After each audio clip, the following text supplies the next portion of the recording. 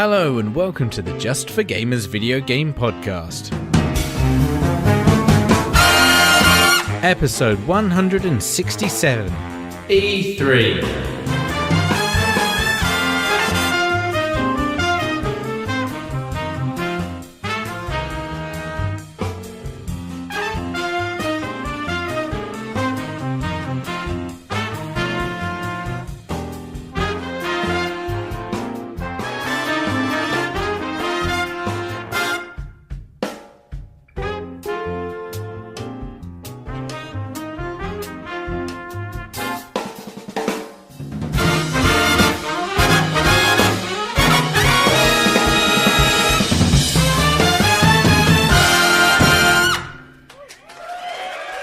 Hello and welcome to the JfG Podcast. This is episode 167. My name is Alex, and I'm joined as ever by my very good friend Ash. Hey buddy, how you doing? Hey buddy, as always I'm feeling good on a Wednesday. Sparkling thoughts give me the hope to go on and on. And yeah, it's been a busy one this week. Lots of gaming stuff's happened, obviously. If you listen to gaming podcasts such as this, you're probably in the know about what's happened. But if not, we'll probably tell you. You're welcome. We'll have a good chat about it. I mean, that's what you want, is it not? Otherwise, I don't know what you want. And it's a bit clearly weird. Can't accommodate you. So get out, really. Fuck off. Go on. Go on. I'll give you a quick rundown of my week, buddy, this week, though. Just, tit for tat and all that. I've worked 6 out of the 7 weeks. Days this week. So it's been a shit week. That's one more day than normal. Yeah, there you go. That's my week. Fucking job done. I like it. I did skateboarding on Sunday. There you go. There you go. Living the dream. Found a new skate park near me. There was no one there. It was great. I loved it. Nice. No yobbos. Lovely.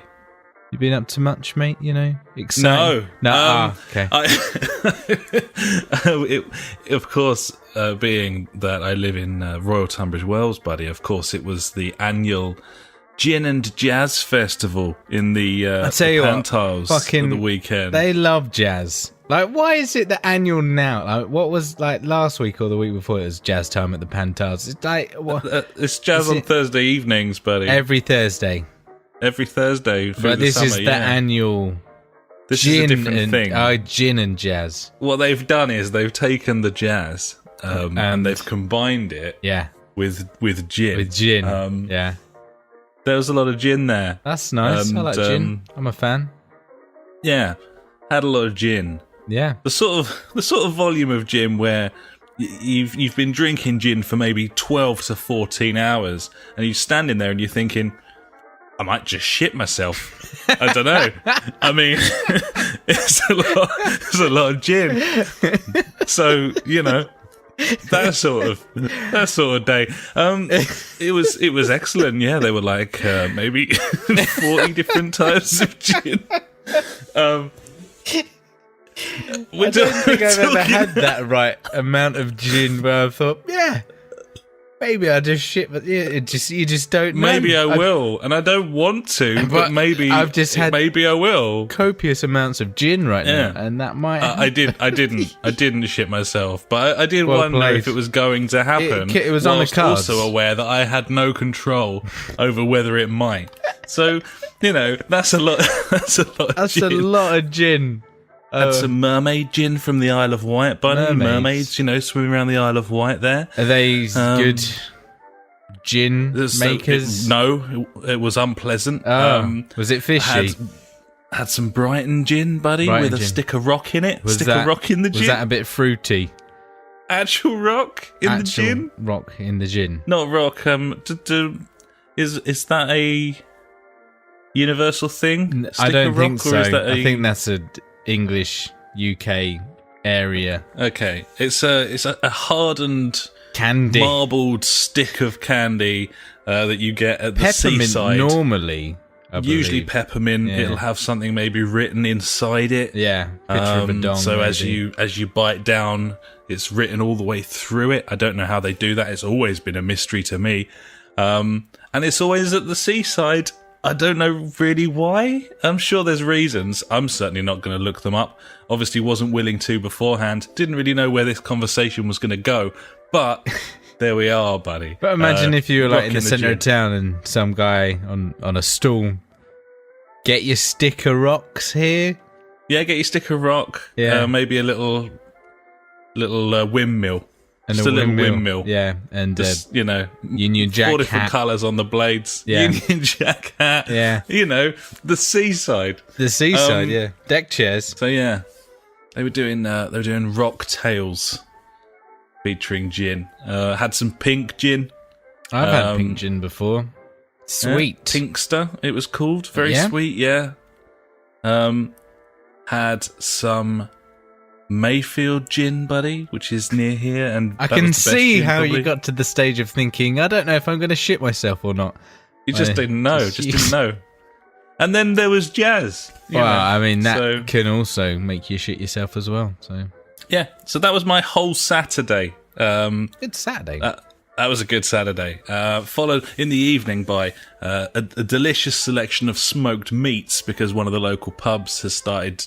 They've got a smoke house now, so they'll Fashionable. do you like a big it. board of animal carcasses for you to chow down on, which is fucking lovely. That sounds nice. And then followed up, buddy, on Sunday had a barbecue and watched the Grand Prix. So there you go. The old And gut. had some gin. I had some more gin. Topping Had up some gin. the gin. Yeah.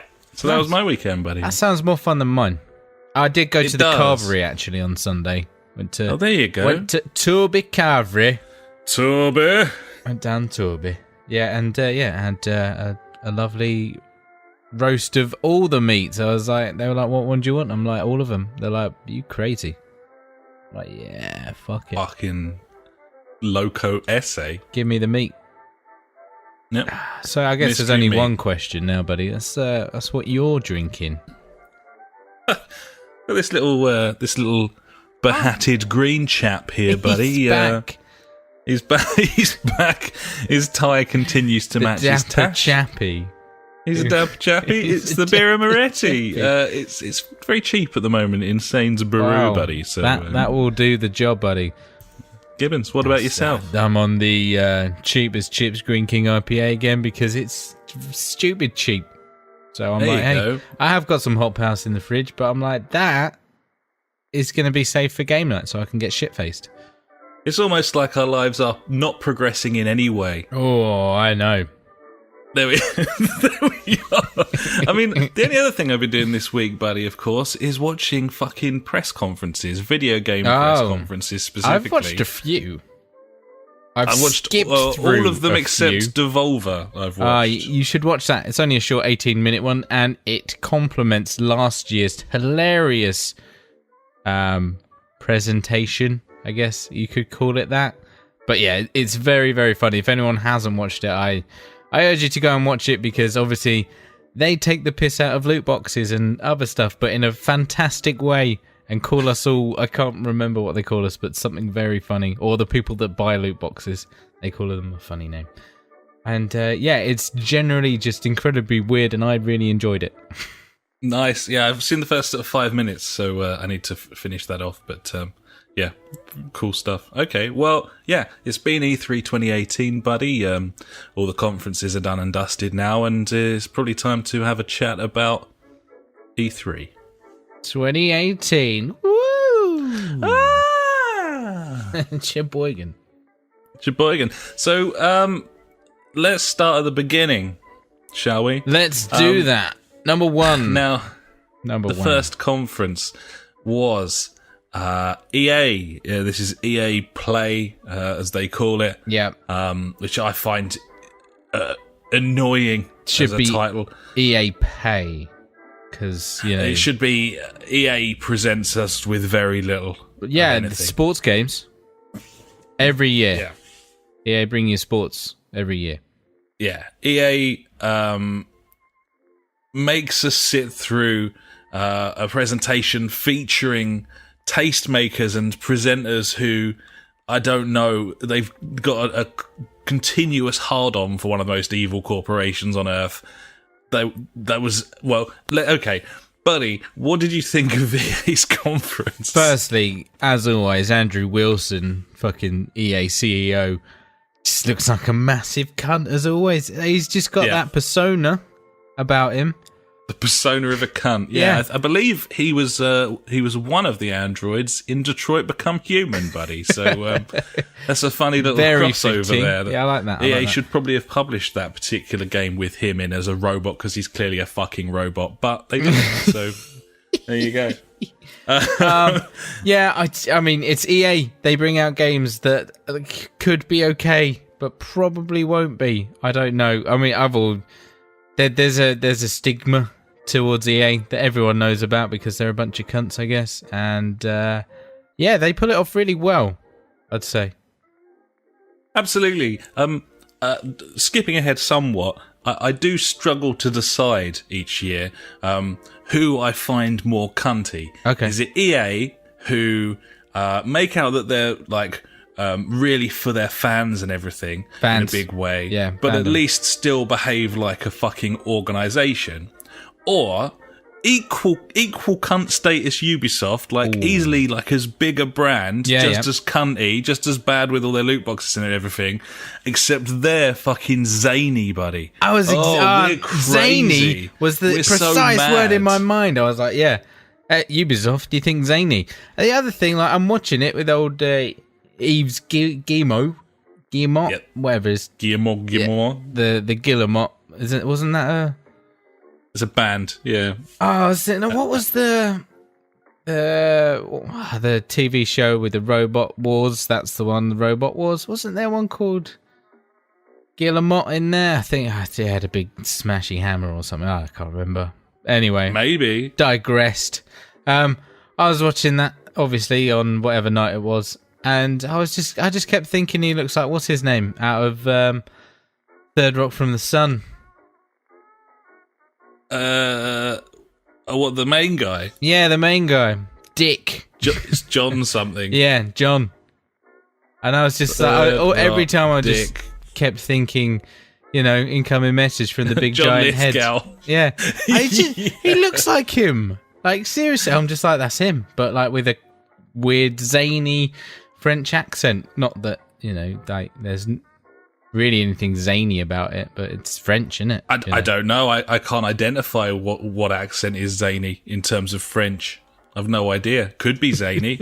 I don't think we've got the dialects and the separate parts of the country down quite enough yet, buddy, to identify one zany accent from another. I feel like we're absolutely nailing this so far, by the way. I'm not interested in structure. I've no interest in structure. You're listening to a gaming podcast and we're describing what people are like. The companies, they're cunts and like they're a bit zany. They're like, we're talking hard facts right now, clearly. This is what you come here for.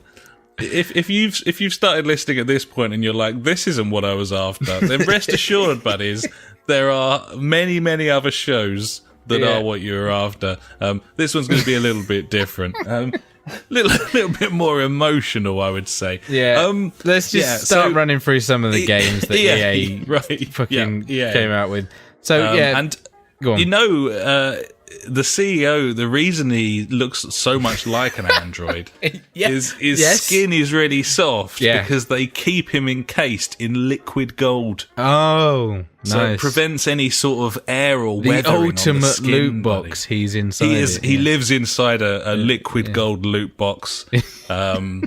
It's very strange. Right, so EA's games. Let's kick things off, buddy, with Battlefield 5 or V if you are a cunt.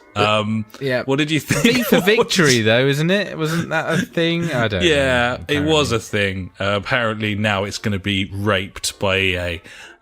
So what did you make of this? I was interested to learn that the way that the single player is going to be structured is very similar to Battlefield 1. And I did like those. I really enjoyed they were cool, The whole but they thing- just weren't very good. Most of them. Well, there is that. but unfortunately, the idea was great, and maybe they can do a better job. It's of like that this time. the untold stories of World War II, and they dress it That's up right. all nice and lovely when it's actually just here's like 6 or 7 tutorial missions on how to use a tank or a plane. But you know, it's got some story to it, I guess. Like, yeah, I mean, a couple of them were good. Like yeah, the one it where started you were like off the really runner. well. Yeah, the runner one was cool. What was it? The plane pilot, I think, as well was. That was kinda good. Cool. Yeah. But yeah, the tanky one was terrible. Not like in the tank, like, you know, when you were like, I think it was like the Italian dude, and he was just in like this suit of armor, or I don't know. That was terrible. Anyway, Battlefield, yeah, I don't know. They didn't really do much or say much about it. I was like, okay, cool. I mean, I know it's coming out. I can see exactly what it's going to be. Cool, Battlefield I think V5. they've shown a lot of it already, and they Yeah. have their events and have their sort of, you know, it's streaming the fuck out of that thing on Twitch and everything. Yeah, so it's they everywhere. don't need to. They don't really need to publicise that too much, really, I'd say. So yeah, that was there. What else did we had? Anthem. Quite a big portion of Anthem, buddy. Big chunk of Anthem, yeah. There was a big old thing at the end as well, wasn't it, of Anthem, where like they got all the developers out and were like, yeah, we're working on Anthem. I'm like, what is this? This is terrible. Just show me the fucking game. And then finally they showed me the fucking game. I was like, thank you. Yeah.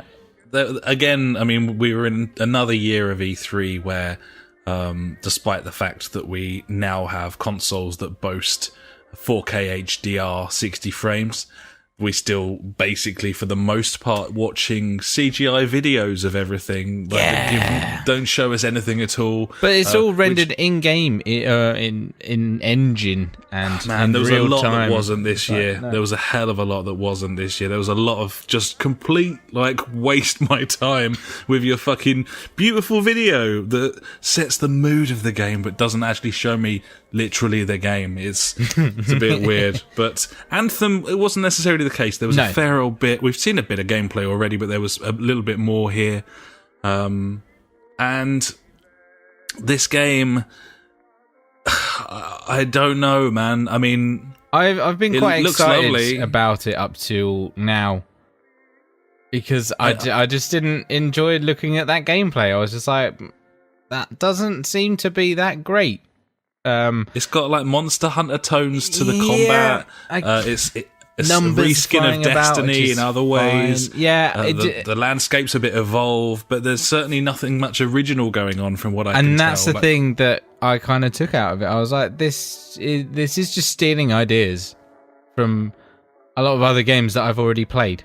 In which a way. is fine when you don't announce it 2.5 years ago and then it still hasn't arrived and it keeps getting delayed, and Yeah. it's like, well, lots and lots of games have already done this, and a lot of games are coming out in the interim that are doing it better. Now, it looks high budget, it looks kind of interesting, but it's inevitably going to be a loot grinding game that I don't want to play. So I think it'll go down well if they don't fuck the microtransactions. Yeah, however that's they're the going to other do thing, that. isn't it? You don't know what's going to happen with that. I believe, like, I think that the tone of EA's press conference was free stuff and no loot boxes. Yeah.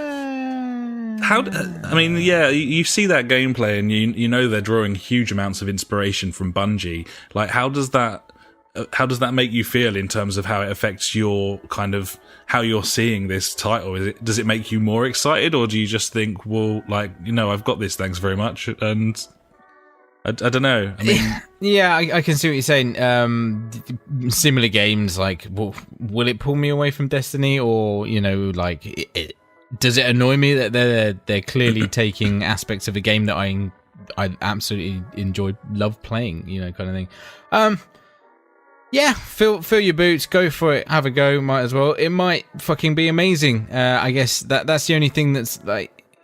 It can only help these type of games like get pushed forward if more of them get made. I see it with that way, the whole competition and all that shit. So one's got to try and up the other, like the whole PES and FIFA thing that has been going for so long, and now like FIFA's just shit anyway. So, well done, PES, you win. yeah, I can see where you're coming from there. It's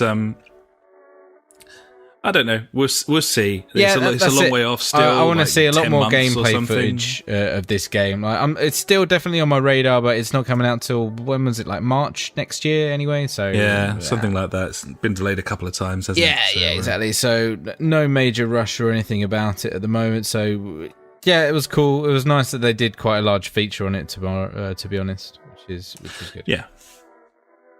It's a gibbon. So then we had Sports Town, which we'll just like fly through, to be brutally honest. We had FIFA 19. Yeah. They made a big song and dance about the fact that they've now picked up the UEFA Champions licenses. League, So they've got Champions League, Europa League. What's his name? Alex the Kid, or whatever it is. Their character in the story mode. Alex Hunter. Yeah. He goes to Europe now. Yeah. So yeah, that's that'll be the journey. Third installment, I suppose.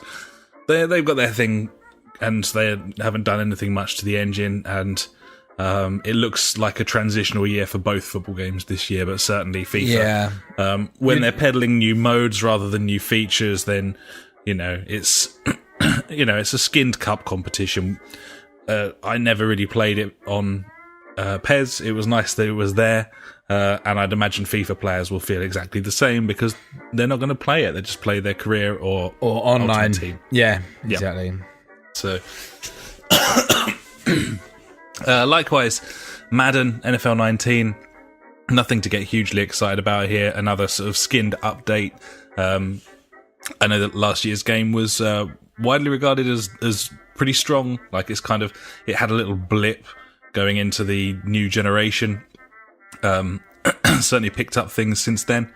And then NBA Live 19, another one that EA's trying to sort of build back up to a decent level after releasing a couple of iterations that were in absolute shambles around sort of 2013-14. So yeah, it's business as usual. And for the record, I said that FIFA would bring something along in the terms of like a star player or something. Yeah. We speculated that it might be Zlatan. What they actually had was a replica of the European Cup. So That'll do. there you go. Fine. Well done. Felt very low key. In fact, I felt that EA's entire conference felt very low key. We moved on to Star Wars Battlefront 2 next, which, so... Free content, yeah! Yeah, come back, please. Please buy our game. No. Yeah, no. We also had Sea of Solitude, which kind of took the place of Fee and... the thing with the robot, what was that? Grow Home. Grow Up. What was the other? Sort they made of style. two of them, didn't they? Yeah, I think that was Ubi actually. But that was Ubi. Yeah, it was. The indie zone of EA. They Yeah. only had a couple of things. It was Sea of Solitude this time round, which little third person. I don't know if it was post-apocalyptic, but it was kind of had a bit of Waterworld about it, where Yes. they're going through like a city in a little boat and kind of traversing. It was all different about areas. mixed emotions, and I got confused easily. I don't have many emotions: happy, sad, angry. Yeah, you want to be able to do them in just sort of thumbs up, thumbs down. Just give me a couple not of sure. emojis, and I'm happy. There you go. That's me. Yep. Little poo face, and there you go. It looked interesting.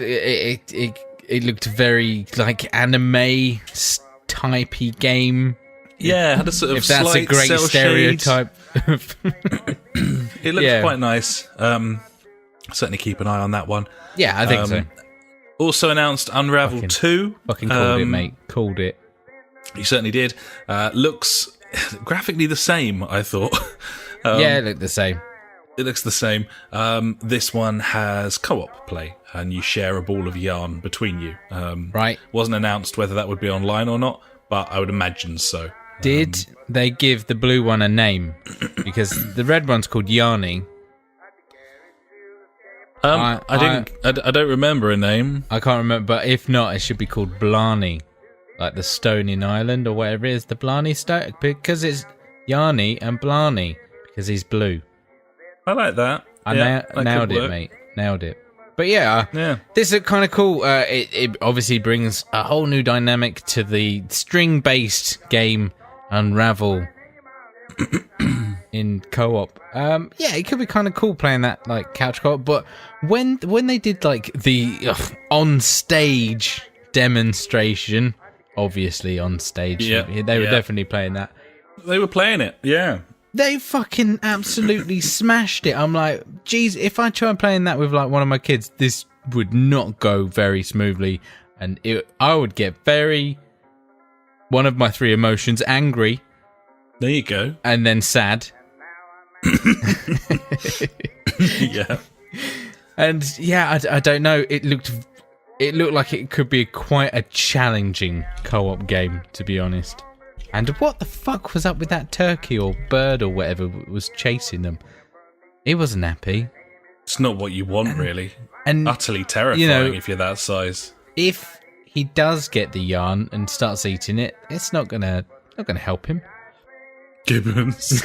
Just my thoughts. Indeed. That's going to be another occasion where we wait for that game to drop below £10 and buy it. Or it just becomes PS Plus again. That could happen as well. So yeah, that was their little indie zone. Then we moved on to Mobile Zone, I guess. Command and Conquer Rivals, new Android game. It's in pre-alpha on the Play Store. Are there many games that have alphas on There's a lot of like mobile? stuff for like pre-registering, and I have seen a few like alphas. I think I had a Titanfall game that was like in alpha or something. I was playing that and that was shit, so I deleted it. Fair play. Mobile games.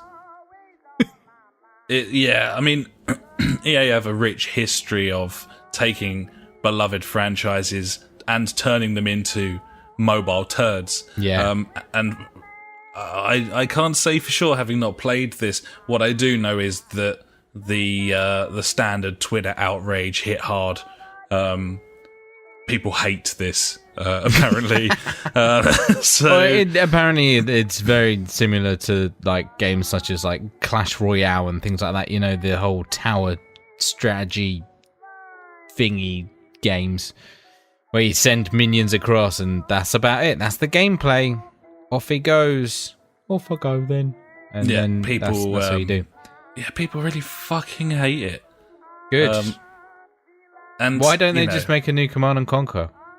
Just an idea. Yeah, I mean, I read a thing on Eurogamer with the dev team, and they were like, "Oh yeah, you can pay to accelerate progression. Cool. Unlock units faster and then level them up faster than you would otherwise." Yeah, great idea. Yeah, so fuck off, basically, and no one's going to play that unless they're retarded. So I'm being very. Hey, this is what we do.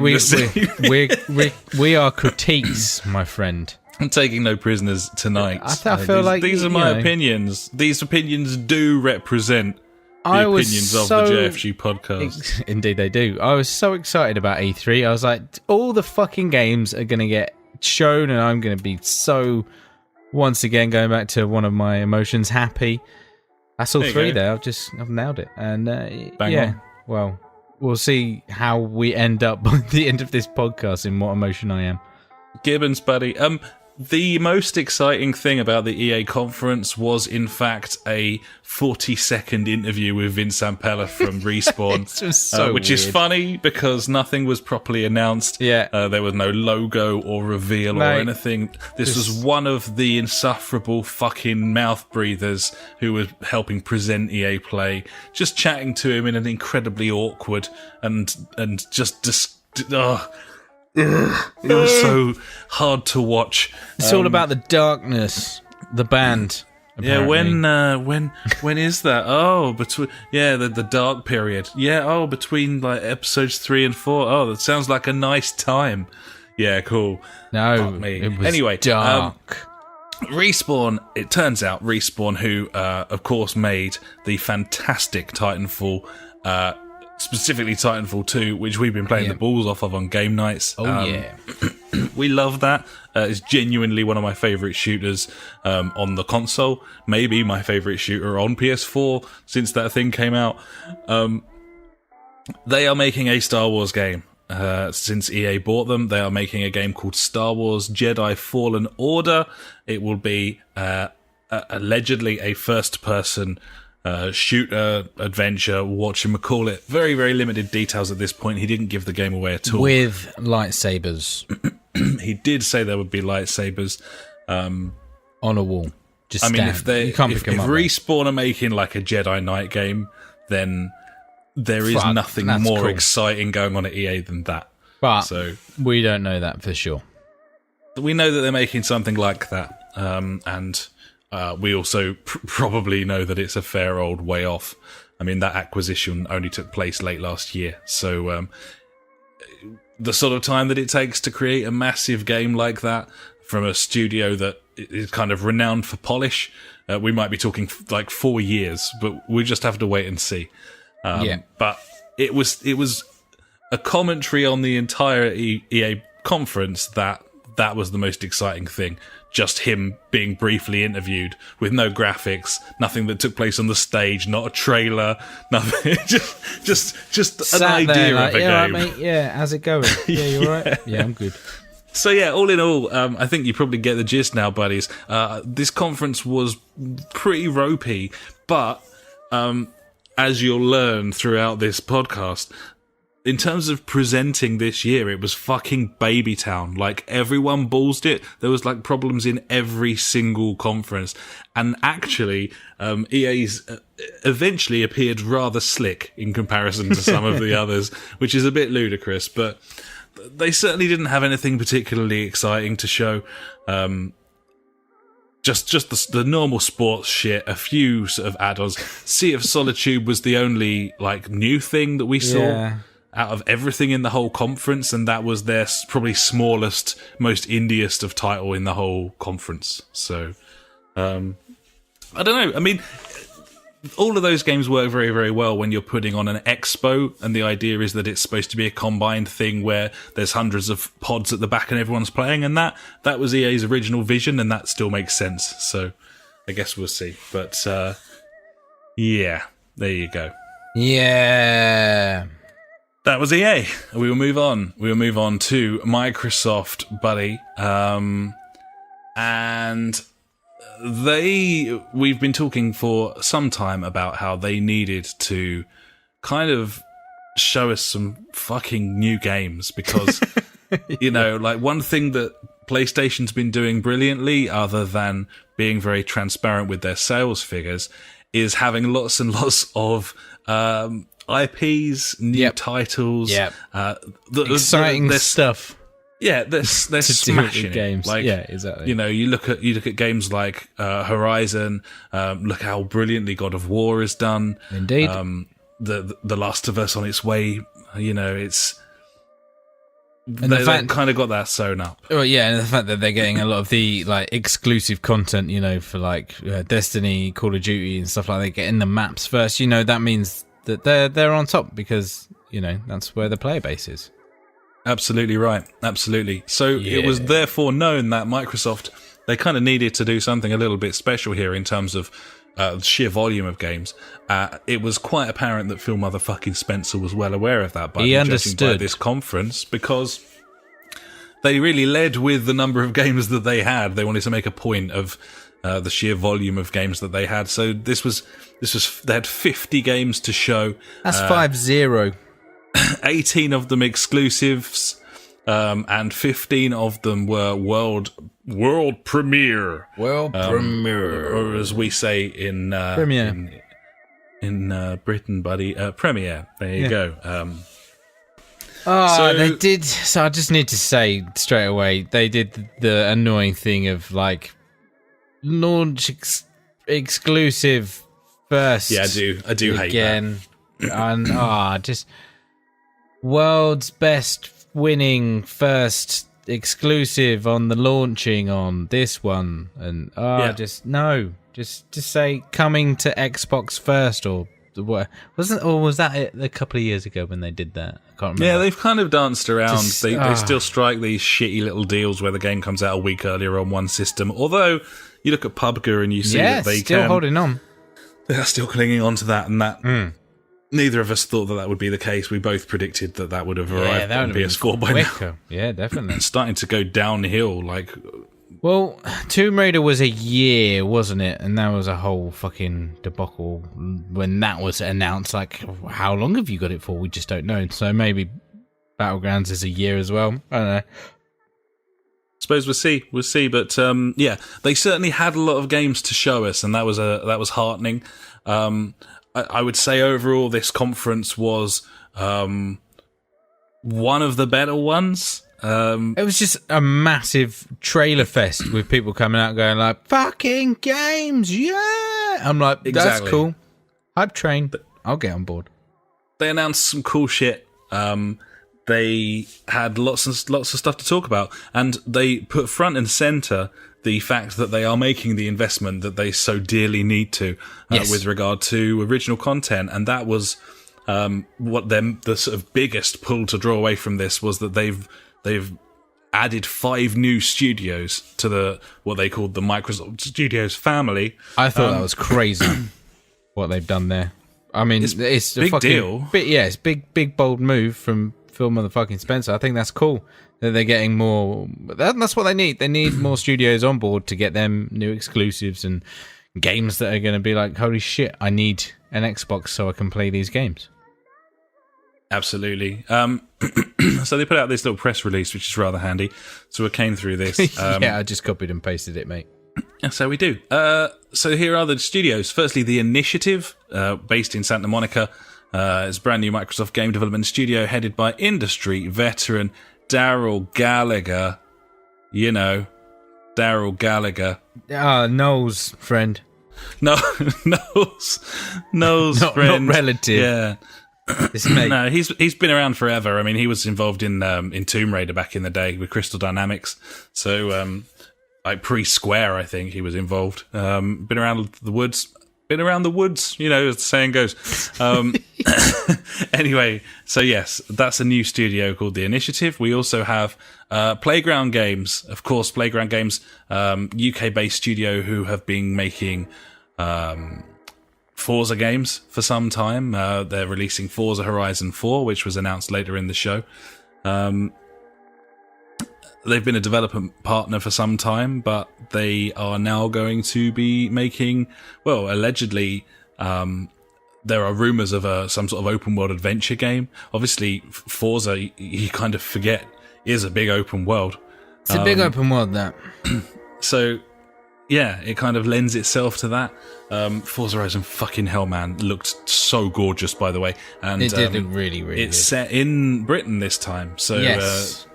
That was kind of interesting to see from someone who lives here. Like, I thought it was a bit fucking weird having a black cab in there, though. I'm not sure on that.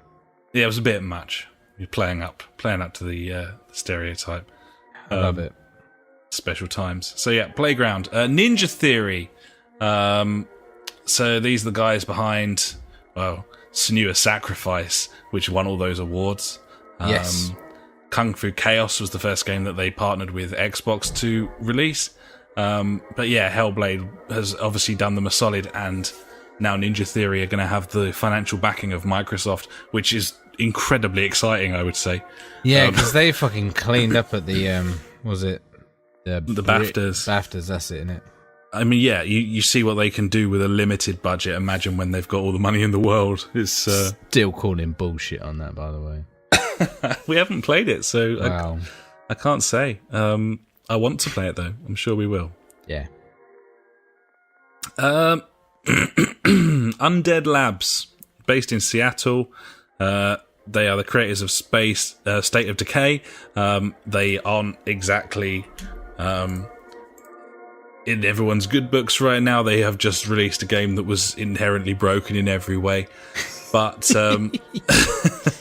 they've already come out and said that they're going to be making State of Decay 3, and it could be like a fully online fucking just universe that just exists kind of thing. Like that was just like a little headline I saw today. But anyway, sorry. I'm sure that'll work really well. Yeah, I'm sure it'll fucking absolutely be the best. Yep.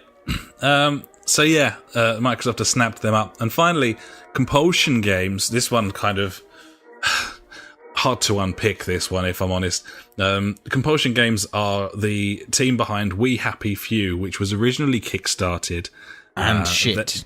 And then it was going to be published by a major developer. And then Microsoft snapped them up. So We Happy Few apparently is launching on the 10th of August, despite the fact that it's soft launched and alpha launched before. It was removed from sale at one point. It's been a tumultuous fucking cycle of events for that studio. I think what's worth remembering is the very first time we saw anything of We Happy Few, it looked really cool. We liked the look of what we saw. Yeah, it had that kind of BioShock kind of vibe, like proper fucking weird in a way. And I was like, oh, this has got premise. It's got something there that, I hope this is a story-based game which has a story. And it didn't when it came out in pre-alpha, whatever release thing. Yeah, it was just a sort of fetch quest type bullshit type thing, and they've gone back and worked on it again, and who can say, with the backing of Microsoft and the expertise that they have, maybe it'll become a good thing. Apparently it's more single player story driven now. I think that's what they said on the Bombcast and stuff. Sounds like a good thing. Yeah. Apparently, it's taken leaps in the right direction. So it's definitely something to keep an eye on. But then again, it could be Xbox exclusive. I can't remember if it was or not. Yeah, I don't think so now, but certainly going forwards, I'd imagine that'd be the case. Yeah. So yeah, there's the studios that they picked up. Mr. Spencer then drew our attention to Xbox Game Pass, which I think everyone kind of knows about now. This is the subscription service to get you a library of games, something that PlayStation really dearly needs, and Sony won't budge on because of their decisions with PS Now. So fine. That will mean that Xbox has a leg up for the foreseeable future.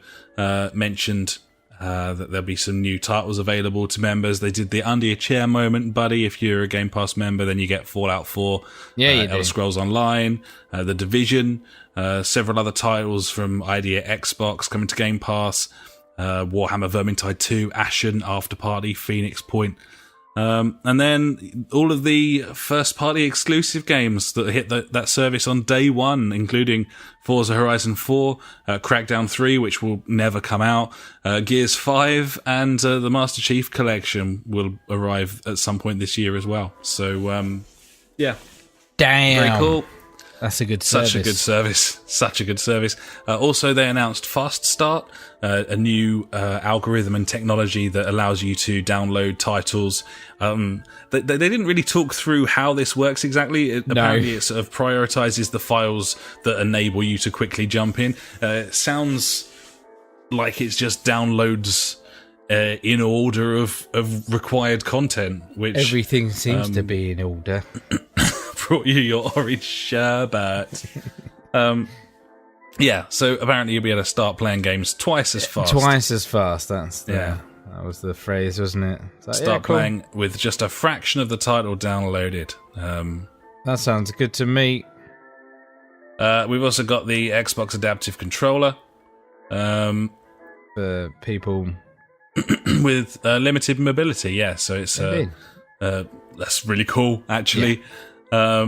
And cool that they're accommodating, like, they're trying to accommodate everyone. Very, very cool. They banged on about a mixer, no one gives a fuck about that. And then we got into a collection of games. So, they really did have a lot, didn't they, to be fair? Mate, and that's it, well, we still haven't even talked about all the games yet, and we've already gone through quite a lot. I mean, that was it for me. I was like, they're clearly trying to push forward with what they believe in, or what Phil motherfucking Spencer believes in anyway, which is good. They're showing gamers that they are serious about games. Like, not once did we hear anything about any other bollocks about being on the console or anything. I was surprised that we didn't see anything about VR, though. I really thought Microsoft might have jumped on that bandwagon with the console and VR.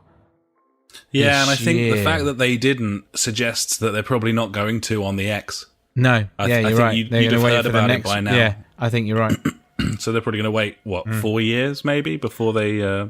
Possibly, yeah. It's going to be interesting when that PS5's announced, because Microsoft presumably aren't going to be ready for another bit of hardware at that point. So no, you think it'd be like another year or 2 years after that, I'd say. Yeah, the fact that the market's going to be split is going to be very interesting going forward. Definitely. So here's some games then. We'll rattle through these because otherwise this show's going to be like 4 hours long. Yeah, let's just crack on. Black Desert. So this would be Black Desert Pearl Abyss. It's Black Desert Online. It's been on PC for a long time. MMORPG. Interesting that it's coming to Xbox. Well, is this just like an add-on, or is it the actual game? Because I'm sure the actual game came out before, like Black Desert Online or whatever it is. I might be wrong. I have been before in the past. No, I think Pearl Abyss is the studio, isn't it? Oh, okay. So I think it's going to be a beta in the autumn. Because I know we've definitely brought this up before in the past. It was mentioned. It was announced. Yeah. But anyway, that's coming out, I guess. Cool. That's coming out. We've got Crackdown 3, which is now being delayed into next year, next February, in fact. The power of the cloud compels you. Yes, the power of the cloud that was all a load of bollocks and continues to be. So, Crackdown 3 brings the boom next February. There was another big old trailer. I mean, there's just not very much to say about it. We saw a little bit of what could be an engine gameplay. I thought didn't look very good. I was like, well, glad we agree. I've been waiting for this game for a long time. I really enjoyed the first two, and this looks a bit poo. Yeah, it didn't look particularly special. No, it didn't, unfortunately. Yeah. We had some more Cuphead on the way, buddy. Cuphead The Delicious Last Course. Ooh. DLC add-on adventure on a brand new island. New island, new character in whatever her name is. I can't remember. Saltbaker. Saltbaker. Oh, no, there's like... Miss Chalice. Miss Chalice, that's the one. Yeah, there we go. We got there. Next, we saw a sneak peek of what will clearly be the greatest game ever made, buddy, and that would be CD Projekt Red's Cyberpunk 2077. First person, what do you think? I now know a fair old whack about this because Eurogamer posted an article today. They saw a 50 minute, I think they said, or 55 minute closed demo of all gameplay of this thing. Project Red don't want to show it yet because it's nowhere near target, and they don't want to make those mistakes that they made with The Witcher, where they showed off something that they just couldn't hit on the consoles a couple of years later. So obviously. Respect to them for doing that. I don't believe after the success of The Witcher 3 they need to ride the fucking hype train. So in terms of, in a sort of rock star kind of way, I think they'll do what they fucking want at this point. I think that is the perfect, word where you compare two things that are similar. That word. Yeah.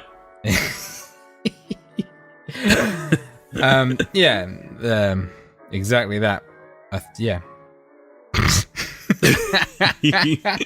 literally can't think of the word. Oh God. Comparison?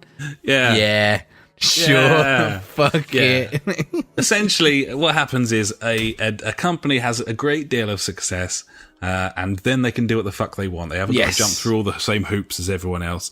And that is very much the case here. CD Projekt Red, they know that this is one of the most highly anticipated games, and they know that, they don't need to promise anything or tell us anything they don't want to. Judging by the interview where they finished off with a little interview with the dev team, and they said, "Can you give us like a year when this is coming out?" And they're like, "No." So, like, it'll come out when it's ready. Actually, yeah, which is fine. I'm cool with that. I'd exactly. rather have a game that's going to be fucking amazing, and this game does. Even just by like the little trailers and stuff that we've seen, like it just so good. Like the art style and everything is just going to be. It is awesome. It's brilliant, isn't it? Like 80s sort of Judge Dredd. Those cars look like Blade Runner. fucking cool. They said actually specifically the tech demo that the press saw behind closed doors was all in the daytime, despite the fact that this is a sort of it's cyberpunk, it's a Blade Runner-esque sort of neon thing, that it takes place in a place called Night City. And Project Red came out and basically said, we showed it to you in the day because it's fucking easy to do it at night, we want you to see the art style, the way like it all pops and everything in the daytime, and then you'll be blown away when you see it in the nighttime anyway. So good. This is a first-person, single-player, narrative-driven open-world RPG set in a huge metropolis called Night City. You play as V, who is a hired gun, a mercenary. Unlike The Witcher, you'll be able to create your character to start off with. They can be male or female, and you can customize them as you see fit. This game is going to involve you having cyber enhancements in a sort of I mean, this is GTA crossed with Deus Ex is what we're looking at here, and as such may well be my perfect game. So you've got these warriors, net runners and life hackers, and there'll be drivable vehicles in this game, and there will be special abilities, and it's just very exciting. I don't know when we're going to get a first proper look at it, but I mean, they've been making this game for such a long time, and just tremendously excited for it. So there we go. That it was good stuff for Microsoft to have that in the middle of their conference, special times. Yeah, I thought it was at the end, wasn't it? Wasn't it the last thing? Yeah, in their conference. In their conference there. Very cool. Do want to see some gameplay, but when it's ready, I can wait. I can wait. There's other stuff coming out, buddy. Devil May Cry 5, brand new entry in the legendary over-the-top action series, comes to Xbox One in spring 2019. This looked cool. I've never been into Devil May Cry. I know a lot of people hated most of them, even like the fans, but this one looked like a bit like the one what was good. I don't know enough about it, so I'm going to shut up, but at the same time, it didn't do nothing for me, mate, unfortunately. That's fair. Yeah. I don't know. I've just never been a fan of the old kind of Capcom third-person games. No, I mean, the closest I've got really to that sort of genre is Bayonetta, playing through Bayonetta. I enjoyed that, but that was so much about the actual combat mechanics to me rather than anything else. So yeah, that kind of makes sense. What I did find very interesting was Dying Light 2. Now, Dying Light was a very good game that I never actually took the plunge on. We had a lot of stuff at the time. We didn't really need it. Played the beta and I thought it was decent. Story and the acting left a little bit to be desired.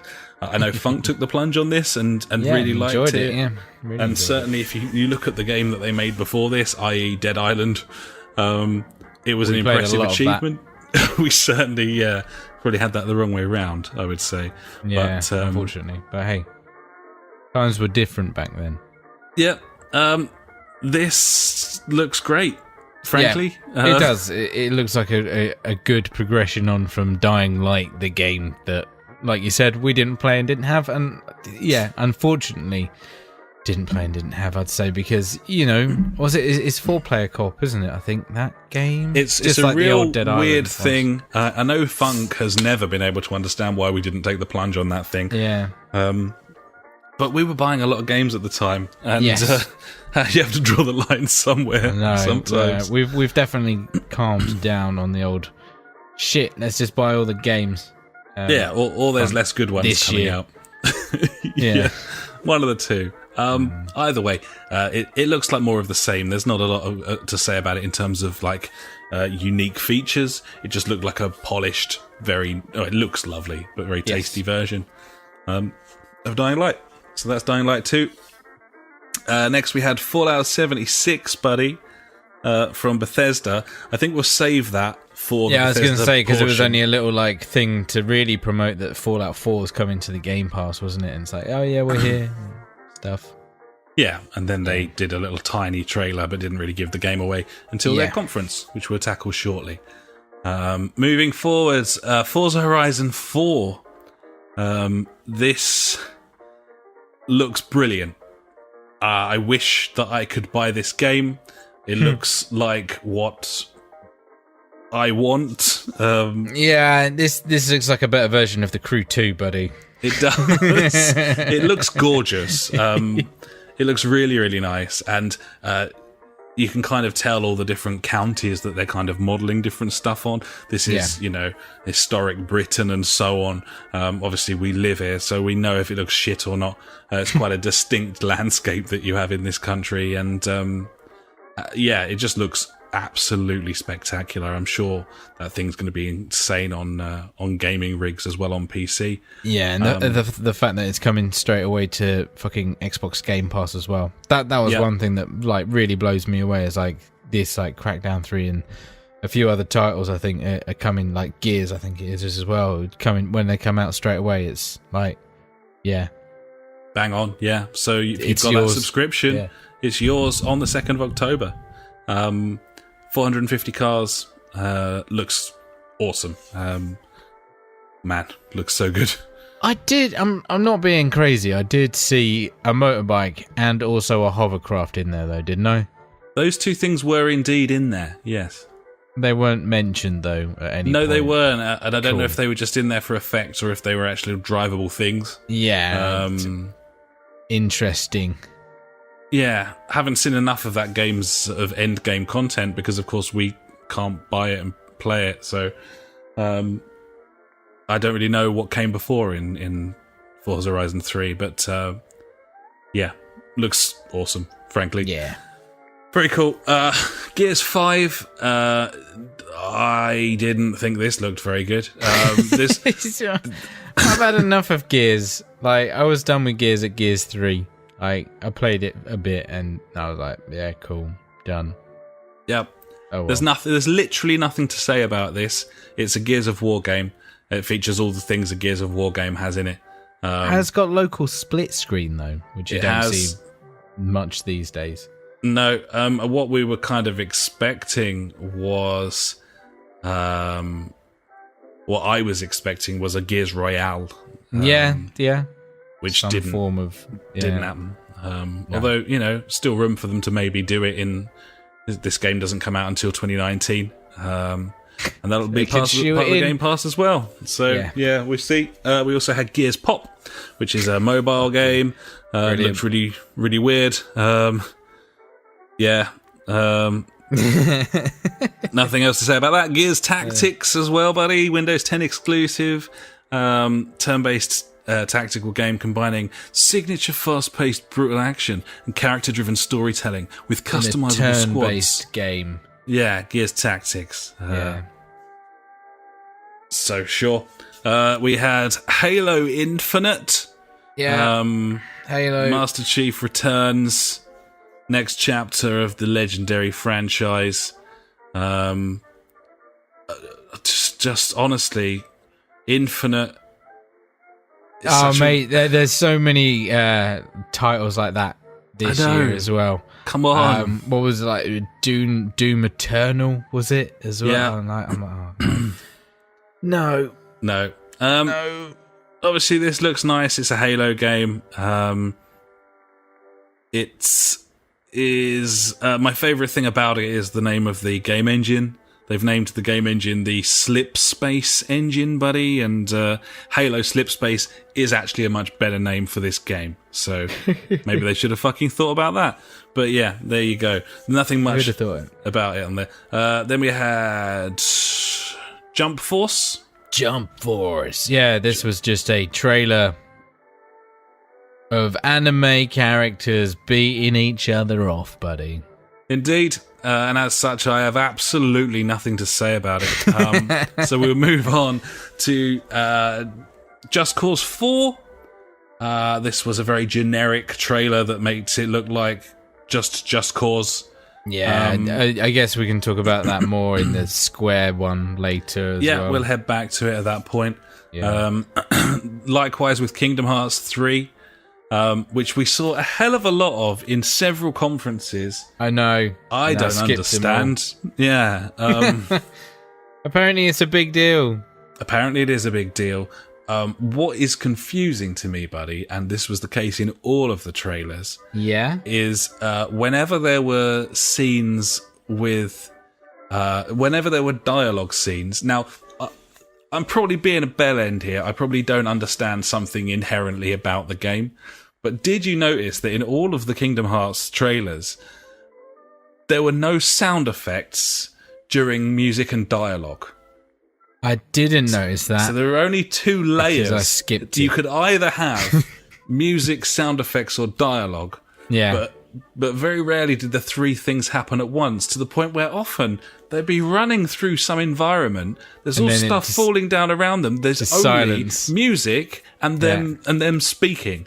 The speech hasn't been affected in any way for the surroundings, and there are no sound effects to anything that's happening around them. I don't know.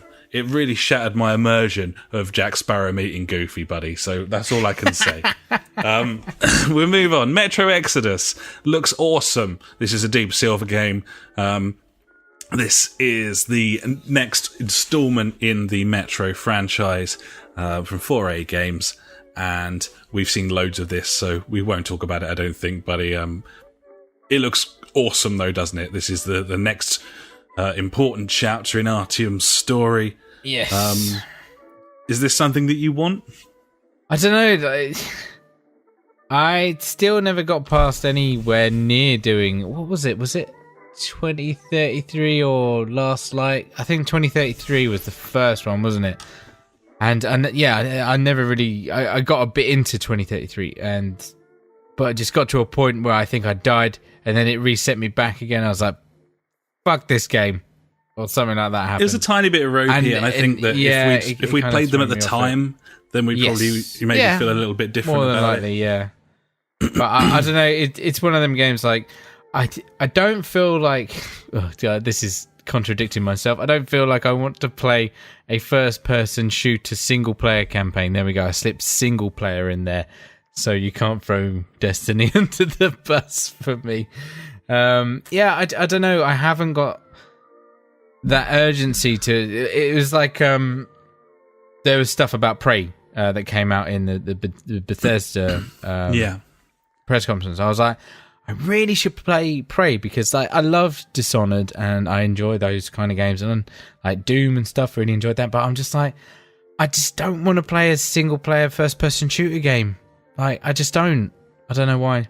But anyway, I guess you've got so into playing a first person shooter with friends that why would you want to play it on your own? I mean, it's a different experience, isn't it? It's a story. Yeah, it totally is. Like, I'm sure one day I'll be like, fuck yeah, I'm hankering for a first person single player, like, and ended up playing it or something. But yeah, at the moment I'm just, it's not really for me. But yeah, this game looks really good. Gibbons, yep. I like the look of that one a hell of a lot. Next we had Nier Automata Become as Gods Gold Edition, Become as Gods Edition rather. Cool, cool game. I played the demo of that. Very, very cool. Ori and the Will of the Wisps.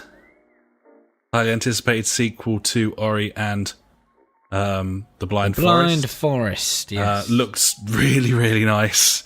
Yeah, it does. I still find it weird. Sorry. I find it weird that, it goes from, like, obviously animal creature, like running around on all fours, then suddenly jumping up and being this, like, I don't know, like ninja assassin kind of thing with its combat. I'm like, what? it blows my mind every time I see it. It's so weird, but Ori and the Blind Forest, I played a fair chunk of that on the old PC when it first came out, and it's a very, very good game.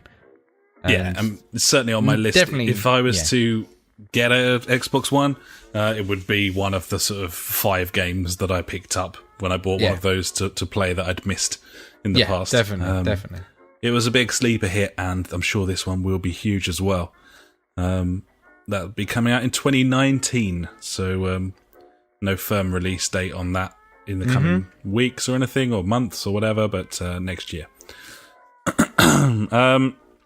Then there was a load of stuff about PUBG, but there was nothing new there. So new modes and stuff. Yeah, but it's all kind of previously announced or featured in the PC version or whatever. So that's fine. There was a new one, War Mode, I think it was called. Yeah, and that's going to be first. Gets on you Xbox. in the mix quicker and stuff. Yeah, that's what it is, isn't it? But yeah. Sea of Thieves, we had more content and stuff coming to Sea of Thieves, which is probably a good idea because from what I've read, there is a distinct lack of content in that game. They just showed it briefly. Obviously, that's a game that's out. Next, we had, more interestingly, Sekiro Shadows Die Twice. This is... I don't really know what to make of this, if I'm honest. I'll tell you, buddy, it is a third-person action adventure game with RPG elements. You know, I'll just read that bit. It's from, isn't it, this? And you could see that in there, but at the same time, it had this sort of ninja kind of thing coming through it as well, which I think actually suited it more. It made it more interesting. The sort of kind of their graphics, I don't know, the way that they texture and stuff, it's always made things look kind of oldie worldy in a way, and therefore turning their hand to a sort of samurai experience. I think that's going to work pretty well for them, those sort of muddy kind of worlds and stuff that they create.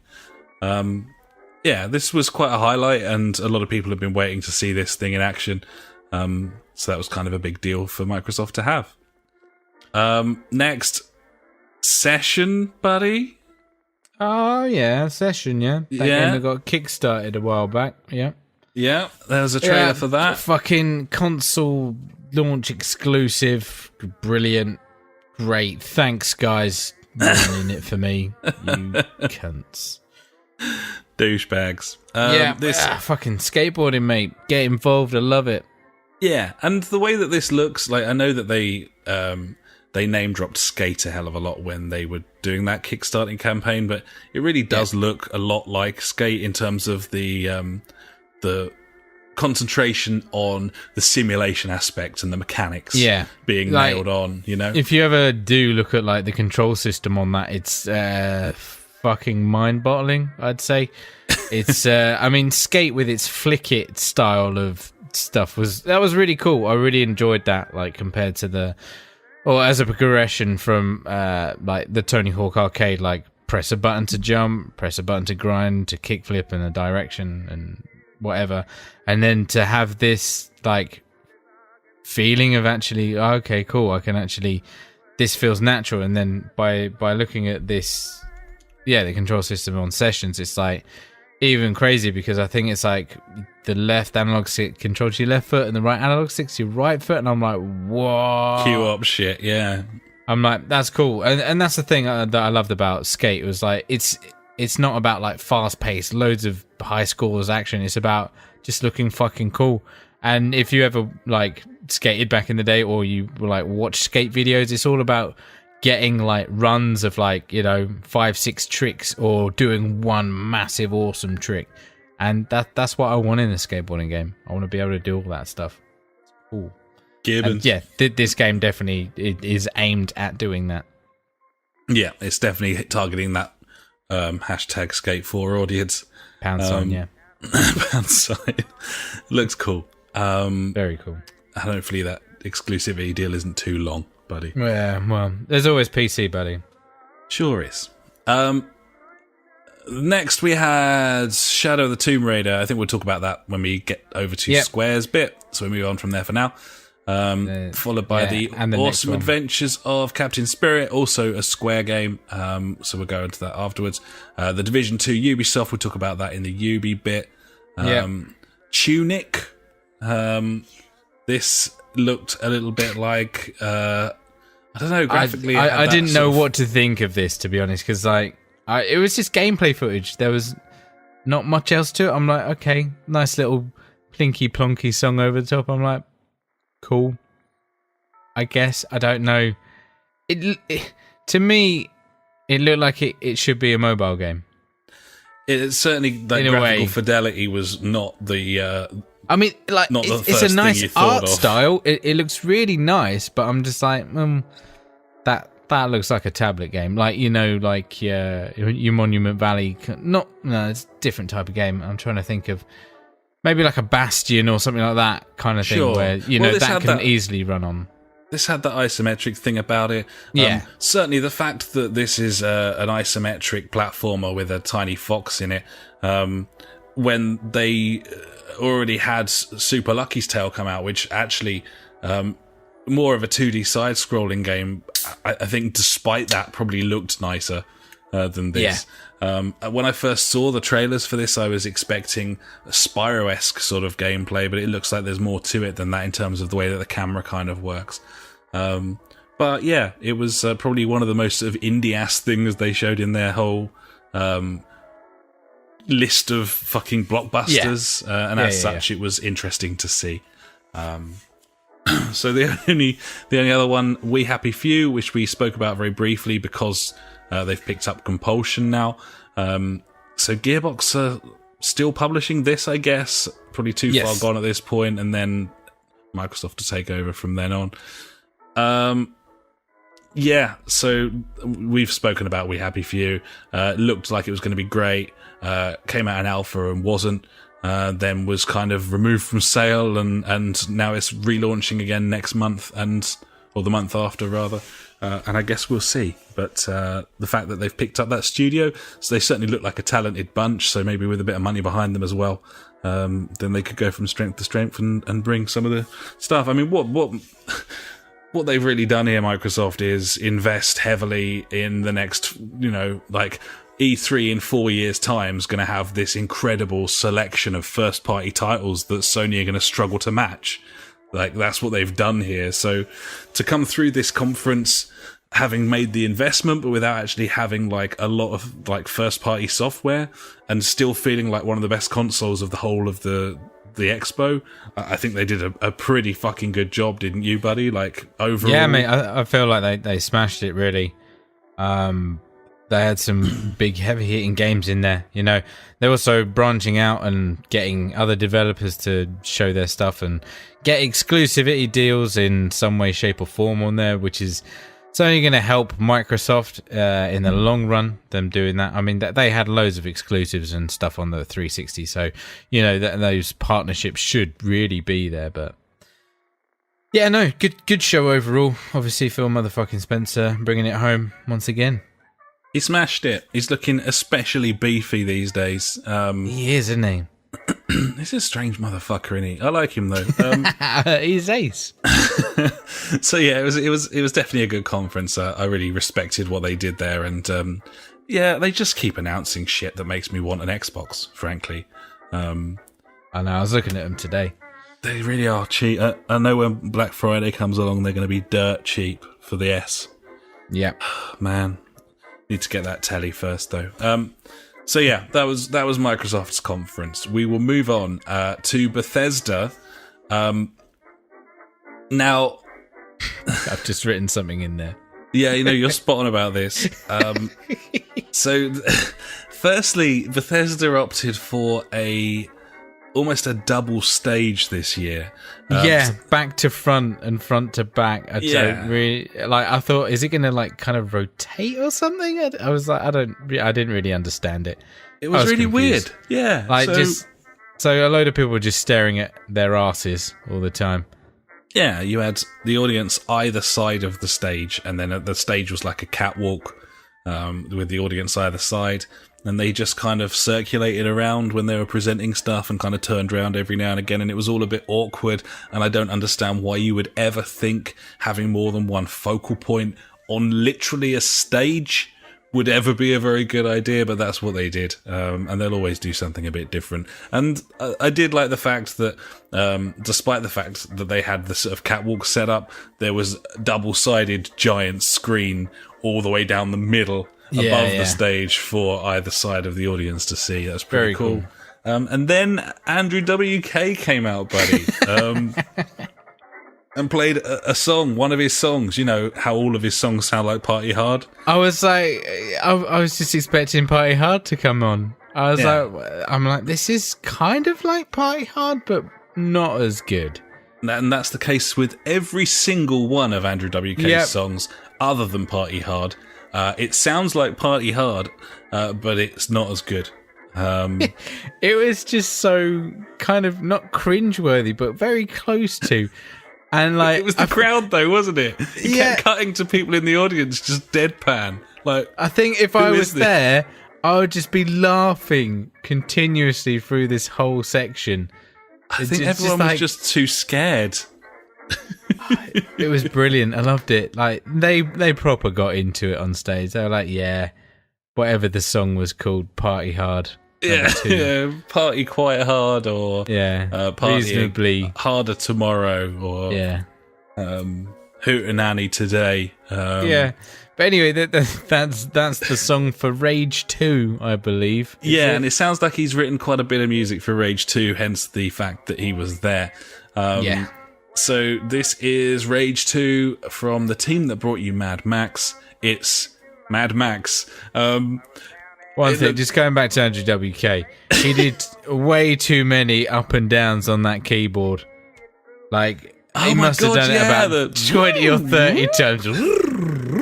I'm like, whoa. There comes a point when, calm it down, mate. If 50% of your piano playing is those slides, it suggests you perhaps don't know how to play it very well. Maybe, buddy. When the bulk of what you're doing is something that you could do by just sliding like a brick up and down, then perhaps lacking skill. Not sure. But either way, this game looks really cool. It looks very, very good, this game. It's really nice. It looks like Doom. It looks like with Mad like Max superpower. Well, like he's got like superpowers or whatever it is with his magic arm. Yeah. I'm like, that sounds cool. Some of the grenades that he was chucking out, like sort of tornado grenades and stuff, or tornades. Teleporting ones was there? I think there was a teleporting one as well, which I was like, fucking hell, that's mental. The vehicle combat stuff looked good as well, and most excitingly for me, and this might seem strange to say, the thing that I thought was most exciting was the fact that this game is single player. And I know that that's weird, but especially after what you were saying before, like you're not in the mood for single player games at this point. But I just feel that this thing's going to be so focused in that regard. Like, you look at what they did with Doom, you look at what they've done with Wolfenstein. Have they said that this is open world, or is it like I don't think they've confirmed bang on. I mean, the first game was, I suppose, in theory, open world, but in a sort of MGS5 kind of way. So it was kind of more sandy areas and caves and stuff. I suppose like a Destiny map rather than like a big like you've got areas you go to. Yeah, exactly. See, that sounds good to me because I can go and explore. Absolutely. And I like that. It has to be relatively open world because of the vehicle combat, I think, which looks true. looked great as well. Can't have it like an Uncharted, can you? No, not really. Even though that's got open world bits in it now, but little sections. Not really. So that looks great. They also announced Doom Eternal. Yes, Shit please. Name. But terrible name. Should have been called Doom 2 Skullfucker. Or something like that. But either way, it's a sequel to the reboot of Doom, which was a fucking fantastic game, and therefore I'm mega excited about this one. Man, just definitely. More of the same's fine by me. We'll be getting that, don't you worry. That's a full-blown gibbon, buddy. Next, Wolfenstein Youngblood. This is Wolfenstein 2 DLC. I really do kind of want to play that now, that Wolfenstein 2. Just waiting for it to hit a big sale before I take the plunge, but... It's coming to Switch, so good news for me. Yeah, that's exactly where you want to play that. Absolutely. I'm going to be playing buddy. that. I'll play it on the Switch, mate. Yeah, definitely. Co-op, though, this one, mate. Yeah, and that's really cool. I'll do that. That sounds good to me. That's a full-blown gibbon. Fancy that? You want to go? I do fancy that, yeah. I do. Yeah. I did find it weird when he was like, yeah, it's BJ's daughters. I'm like, oh dear, no, not BJ. BJ Blazkowicz. Yeah, there it is. Did you find it a bit weird? All of the... I mean, it's not a bad thing, but all the Nazi bashing... It kind of went on this bit because it's like, yeah, like especially when they like announced like the Switch version of it or whatever, and they're like, yeah, now you can kill Nazis on the go, and everyone's like, yeah. I'm like, fucking all right, yeah, you're a bit keen, aren't you? Kind of thing. Is that all right? Yeah, I mean, certainly you can't have a pop at anyone for hating Nazis, but I get where you're coming from. Yeah, like it's been a while, and I think everyone is already up to speed with the fact that we do in fact hate Nazis. Yeah, Nazis are bad. We get that. It's like, but I just found it a bit, a bit OTT. Yeah, a bit over the top. I'd say, yeah, probably. Gibbons. Yeah. Right. So I'm going to save Fallout till the end because the next 3 announcements were barely announcements. Elder Scrolls Blades is an Elder Scrolls game designed specifically for mobile. Looks awesome. It looks incredible for a mobile game, but do I want to play an Elder Scrolls game on my mobile? No, you don't. No. But there was a thing saying that it's like cross-play with everything, though. Like you could be playing it on your phone and also playing it against someone that's in VR. Yeah. Am I right there? Yeah, and obviously they're going to bring a lot of that. They've got all the tech in place already. They've just ported ported Elder Scrolls over to Switch. They got the VR version on PS4, so it's all there for them to do it. So I guess if this is just like it's literally just another Elder Scrolls game, but I can play it on like say the Switch or the PC, then I'd just play it on that instead of my phone and probably might enjoy it a bit more. I don't know. Maybe. I mean, I think it's going to look dog shit on those devices. So yeah. But we'll see, I suppose. I mean, it depends on whether it's a complete rehashing of the... I mean, it looked to me like the Oblivion engine, if I'm honest. But yeah, I know what you're saying. Yeah. But fucking hell, that on your phone, Jesus Christ. Yeah, it'd be lovely. It's fine. Yeah. I did like the whole... I can't remember what they were calling it, like in... meeting mode or whatever it is, where you can play it like landscape or portrait.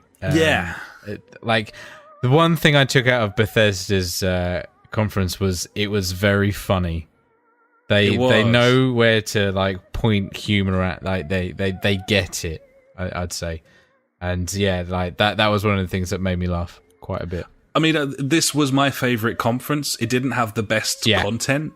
No, it was the slickest. I mean, yeah, we might as well. I didn't know if we were going to save it to the end. Like, what's your best one? But yeah, Bethesda was my favourite one.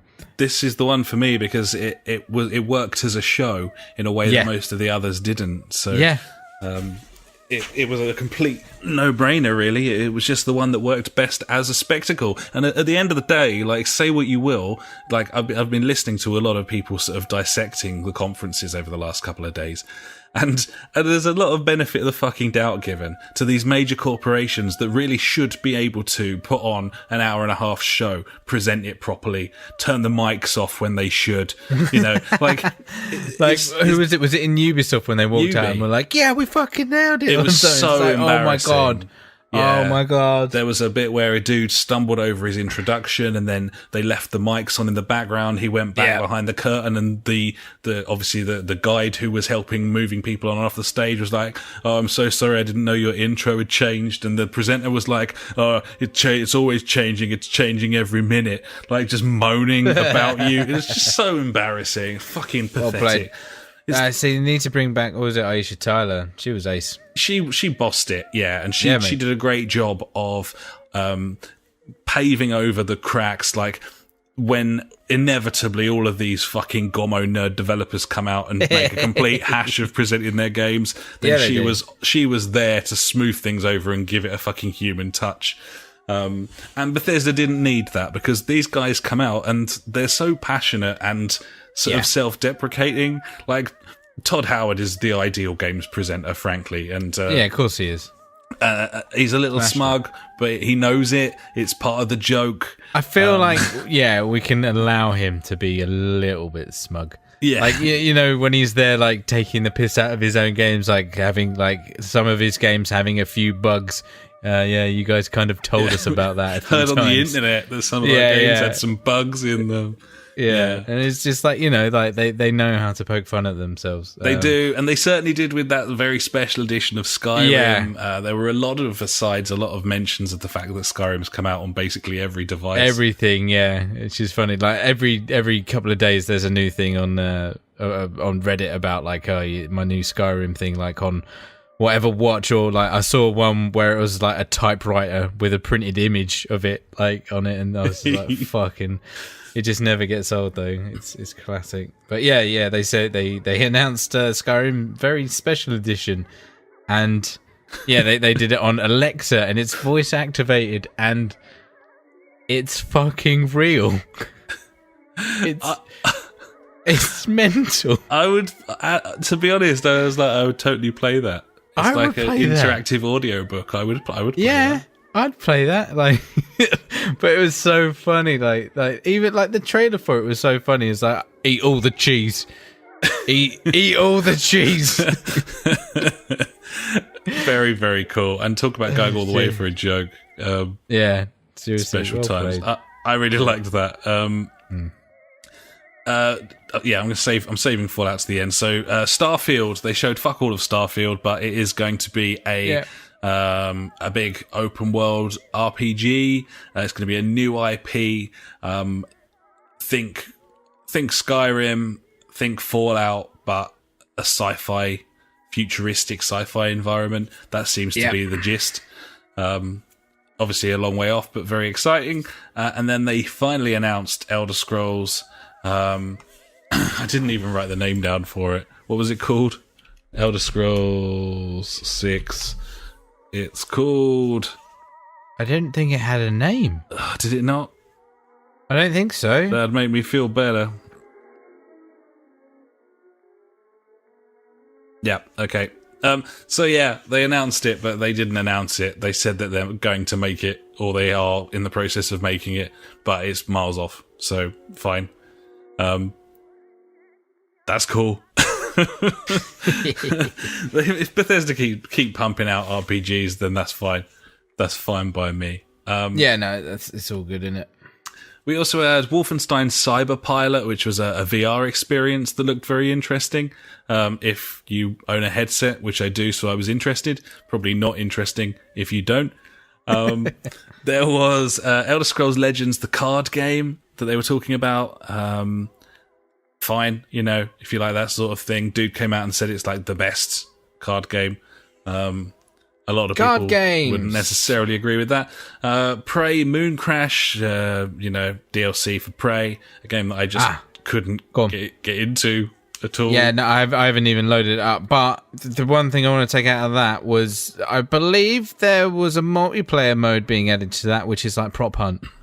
I believe. And that's perfect for Prey. Seeing as you're fighting off a load of mimics that literally mimic objects. Yeah. It's a complete no-brainer that you would add a prop hunt mode to that game. And therefore, I might actually load up Prey one day. Who knows? I'll do that with you. I'll do prop hunt with you. I love it. Did they say that was free? I can't remember. I can't remember either. I don't remember seeing many prices. Well, obviously you never really see any prices on these things, do you? But I just remember hearing a lot of free stuff, and I think that might have been in that category of free, which makes me one of my three emotions happy. Paid DLC package. sad now. Sad emotion. Yeah. I will take another run at Prey. Yeah, I think I will do. We'll do at some point. I've probably played 3 hours of it and was like, nope. But yeah, I will go back. Anyway, the main event of the Bethesda conference obviously was Fallout 76. This was leaked. Yes. They certainly took the piss out of Walmart during this conference, by the way, for leaking all of their games. But we found out a lot more about Fallout 76, and essentially it is, from what I can make out, it's Fallout 4, but it's online. So it's, he says, several dozen players per instance, not like hundreds of players. It suggests to me there's going to be NPCs and quests and stuff. They didn't really go into any of that sort of detail at all. What they've really focused on was the fact that this was a game that you could play with as clans.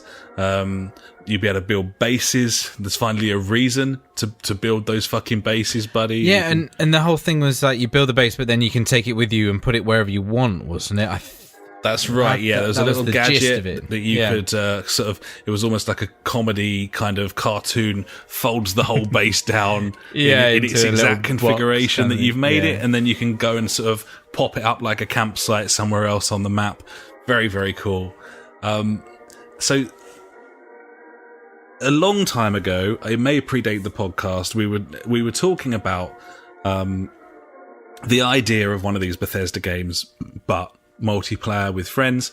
And not like Elder Scrolls Online being wank. And that was the thing. We thought Elder Scrolls Online might be that game. Then it came out and it was an MMO, which is a different thing. It's a totally different thing game that people like and is doing very well, but not what we wanted. No. This is finally the game. There were a lot of discussions between myself, you, and I believe Funk at the time, sort of saying, yes, can this game, does it work? Does a Bethesda immersive RPG work when you have friends? Yeah, to play devil's advocate, I was always kind of on the fence, being like, well, the thing that I love about Skyrim is like I have my adventures, and that they said that in the press conference. They were like, everyone's always talking about their adventures, how they did this, how they did that, but now they want us all kind of to do it together, and now you've got experiences that you can share with your friends and stuff like that. I'm like, I still don't know if that's going to work or not. You know, there is going to be those experiences where we do stuff together, but it's like, you know, I always come back and say, like, you kind of need to have a leader or someone that's like taking charge of like, right, this is where we're going, this is what we're doing. Or I don't know, in a way, like now that I've been playing Destiny for like a whole year or whatever with like a bunch of fantastic guys, it's like, it's kind of nice because it's like, well, have you got anything you need to check off like your big checklist of quests? And they're like, well, yeah, I've got to do this. And like, even if they've done it, they're like, yeah, fuck it, let's go do that. And that's the mentality now that I have. And it's like, okay, cool. Like, it doesn't matter where you are in the story or whatever you're doing. Hopefully this game is going to be catering for that, because I remember, I think it might have been Borderlands.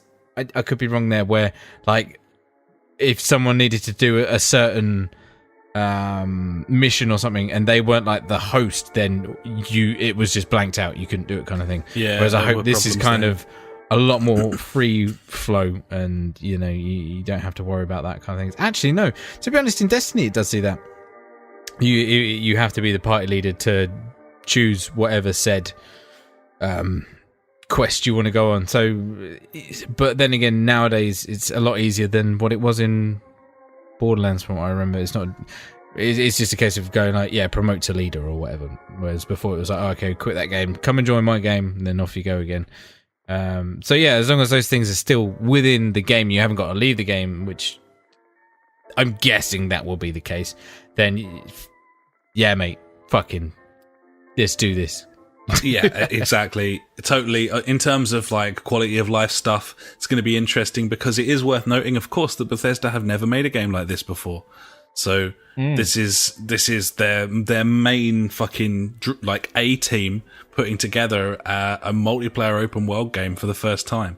And it's going to be very, very interesting. As you say, the biggest problem I've had with multiplayer story-based stuff, as you say, like you have your own adventures in single-player games. I've always found it tricky playing co-op games as more than like a two, where people want to move at different paces. Maybe someone wants to be looking at their fucking stuff in their bag. Maybe someone else like wants to march off into the distance and like run through it quicker than everybody else. And as you say, you almost do need like a fucking captain in charge to say, right, now we're going here, now we're doing this. And perhaps RPing that would be the best bet for a game like this, buddy. But let's do it. But yeah, I'm very excited about this. It was easily the most exciting thing that I saw, I think, at the whole show, because as much as I love the look of Cyberpunk, I know that it's a very, very long way away, whereas this is not so far away. So, yeah, it's very exciting. I'm very much looking forward to it. It's out in November, and therefore we don't have a great deal of time to wait, which is good, which is great. And that's Bethesda's kind of way as well. They'll do a full reveal of something and chuck it out 4 months later. I did find it a bit weird. They've obviously just not like buckled under the pressure, but like everyone's like, oh, where's Elder Scrolls 6? Where is it? What's going on? Blah, blah, blah. And so they're like, yeah, we're fucking making it. There you go. I mean, fair dues, they can do that. They literally showed nothing of the game whatsoever, which is the best thing they could have done, I feel. Because if they showed game content and then they're like, yeah, it's not coming out for we don't know when, then it'd be like 5 years or something. Yeah, exactly. It's like, at least I guess they have acknowledged that fact that a new Elder Scrolls is being made. So that can stop everyone going like, oh, where's Elder Scrolls? Blah, blah, blah, blah. Fucked themselves a little bit with like shock announcements, though. They haven't got anything really to. Well, that's it, isn't it? Now, then, hopefully, next time we hear about Elder Scrolls 6, it's like, it's out in a couple of months, and then everyone will be like, oh, yeah! Gibbons. Stuff, yeah. But hey, you never know if Fallout 76 or... Yeah, is that it? I don't like the name, by the way. If that's the case, this hits home really well, then what's the possibility? There's the possibility of, like, Fallout 6 being that as well. Yeah, or Elder Scrolls. Not Elder Scrolls 6, sorry. Yeah, not Fallout 6, sorry. Yeah, Elder Scrolls 6. Yeah, so cool. Very cool. And all in all, a pretty cool conference. Very enjoyable. Really liked it. Despite the weird sort of staging, I think it all worked pretty well. Everything they showed was very interesting, even if it wasn't something I was like directly involved in or wanted to buy immediately. It was an engaging show. It was presented well, and that's really all you can ask for, despite the fact that you'll rarely receive it. So moving on to Square, this was an incredible disappointment, was it not? I mean, why did they bother? In the Discord, like when I posted the image of like all the press conferences coming out and stuff like that. JJ was like, nice. Square has a conference ? I replied with, yeah, it's going to be Tomb Raider for half and then some balls about Final Fantasy. That's about it, I reckon. And the first two things off the bat was, fucking Shadow of the Tomb Raider. First Final thing. Fantasy 14. And then Final Fantasy, I'm like, that's it. They've done it. That's all it. What else is there? But yeah, anyway. Tomb Raider, mate. More Tomb Raider. Looks good. Looks the same. Looks the same. It's the same as the last game and the one before it. Graphical gorgeousness and a shit story. Yep. Yep. I don't think there's anything. There's nothing else to say about it. It's just no, there's not. It's a shame because when they did that reboot of Tomb Raider, I was like, fucking hell. And I really, really enjoyed that game. I played it a lot and it was very, very good. It was very, very good. It was. And it took that franchise to the place it needed to go. But then obviously, the second one. And then I think by that point, you'd hammered your point home about it to me so much, and I was just like, yep, I'm now stuck in that frame of mind where I can't get past the fact that she is really fucking annoying And I feel like you've ruined those games for me, so thanks, buddy. Well, you're very fucking welcome, buddy. Yeah, they've all been the same. They've all been on the bleeding edge of technology. They've all looked gorgeous and played well, and I've enjoyed playing through both of them. But the story is fucking diabolical. The acting's terrible. The script is absolutely terrible. I don't care whose fault it is. It's fucking shit. And it stops it from being an amazing game. And it could be an amazing game, but it isn't. And I tell you what really hurts you as a as a studio announcing and showing off extensive gameplay and scripting of Shadow of the Tomb Raider at a conference where The Last of Us 2 has a lengthy, extended gameplay feature showing the story and the dialogue as well. It's just night and day. Like, it's absolute night and day. She's so annoying. And whether I can even bring myself to play this one, I'm not really sure. I think we picked up Rise of the Tomb Raider for about £8 in the end. Yeah, I think so. Both played through it, both enjoyed it. Story was fucking shit. It's going to be the same with this one. So, I was just going to say I had more fun with the the isometric top-down view Tomb Raider game. Something Osiris or something? Yeah. That was fun, Osiris, actually. It was good. Yeah, it was different, wasn't it? It was. Show the Tomb Raider there. We've also, as we said, Final Fantasy 14 Stormblood expansion. Sure. Fine. I can only apologise that I just don't like the franchise, so sorry. No, a lot of people do, and a lot of people will be up for that, but you're in the wrong place if you want to hear people talking about it. The Awesome Adventures of Captain Spirit. This was shown in the Microsoft conference, was it? But here we are now in the Square conference. This is the Life is Strange guys. It takes place in the Life is Strange universe. The trailer was kind of a child superhero, kind of playing pretend superheroes, but it didn't really give the game away as to whether it was...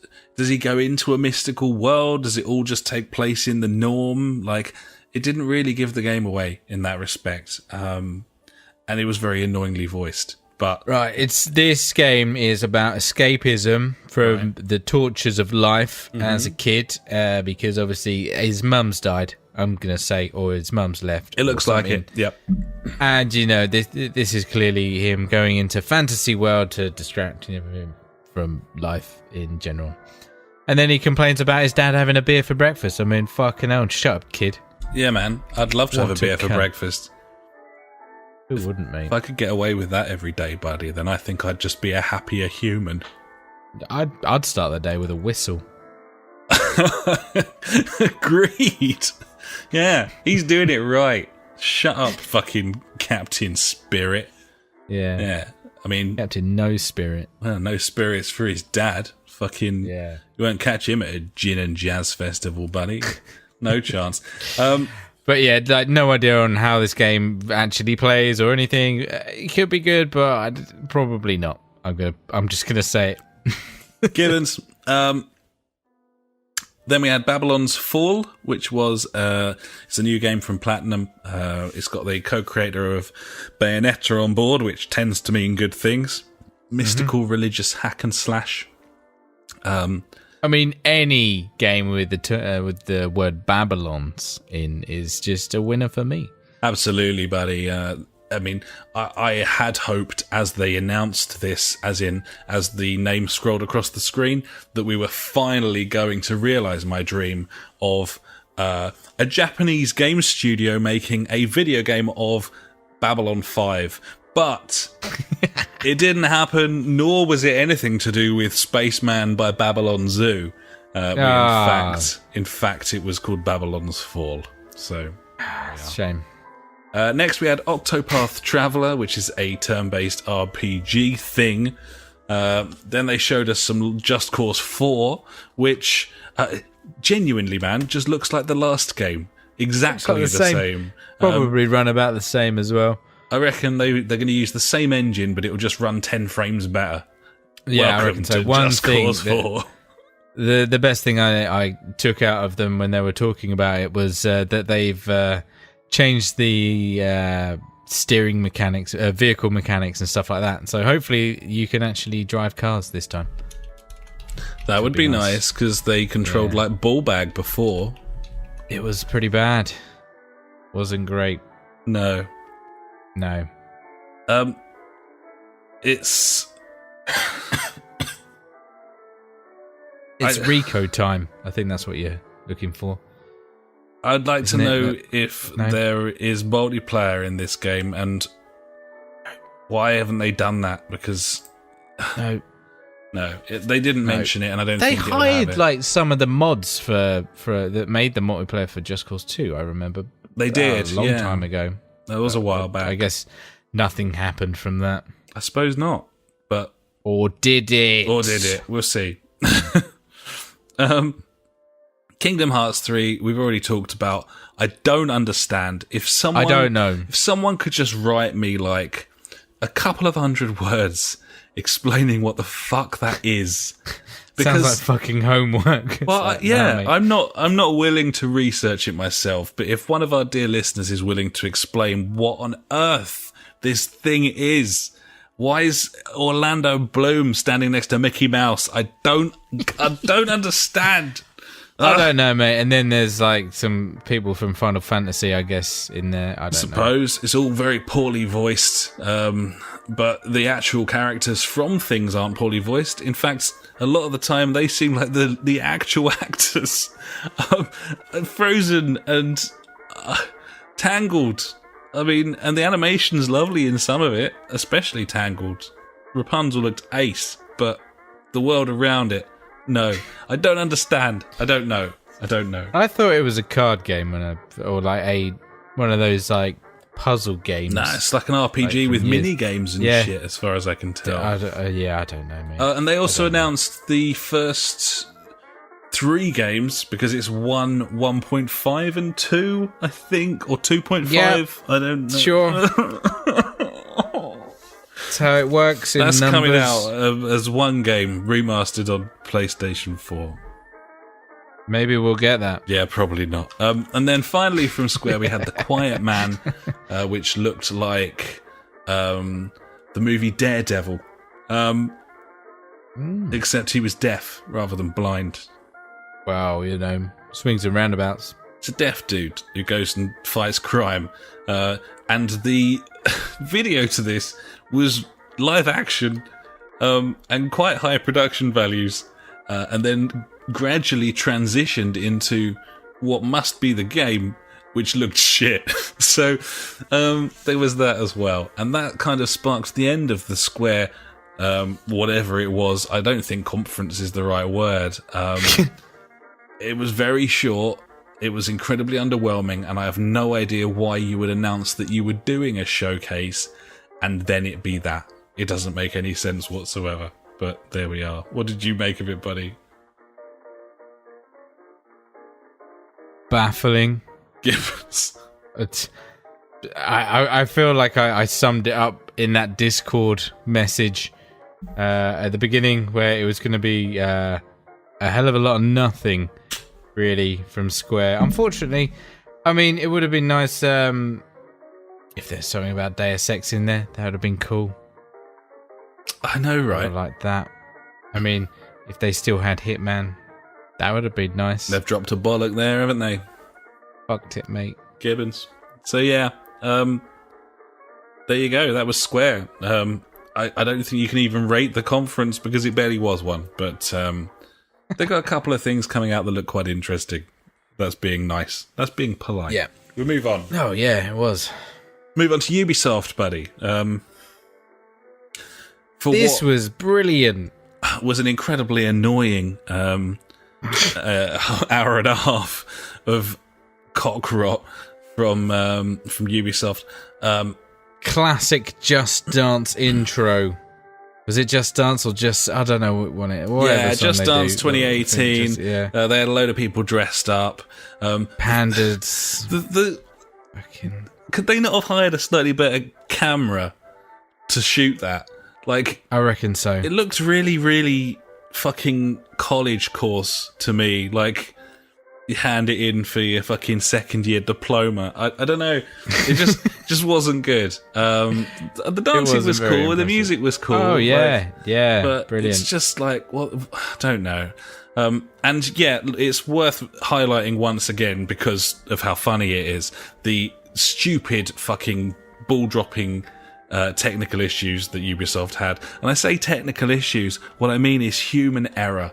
Bags and bags of human error. People not knowing where to come onto the stage, when to get up, when to speak, when microphones should be on and off. Disjointed, buddy, I think is the word. Fucking disjointed. Yeah, absolutely half-baked, half-arsed, and completely unacceptable. It's not like you didn't know when it was. You've had time to fucking prepare. Oh, like, yeah. I'm sorry, but it's just not... Preach it. It's not good enough. It's really not good enough. There was an incredibly awkward moment with... well, everything with Yves Guillemot in it is very awkward. I was going to say, which one?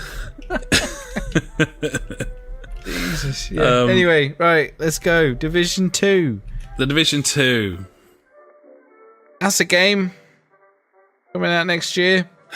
Man, it's in Washington. It's in Washington. People are dead. They released another one of those gameplay trailers with the fucking annoying cunt woman in it again. With her, love it. I love it so much. Got eyes on. Sweet Luke going over here. Let me see if I can get that. Got it. Mark, do you see that, Mark? Oh yeah, I got it. Yeah, let's go over there by the beef burgers. Fuck those guys. This game looks like the first game. Yeah, it looks exactly. It looks the same. It looks like the same engine. Cool. They were like, "There's more stuff to do when you finish the campaign." Yeah, they focused on that without mentioning raids. Well, I'm not going to get 8 people together to do this fucking game, am I? They didn't mention the campaign itself. They just this is what happens when it ends.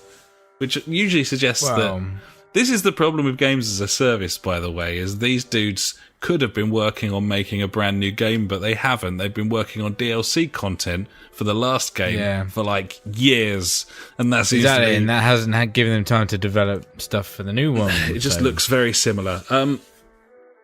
I don't know. Yeah, I mean, I'll probably get it.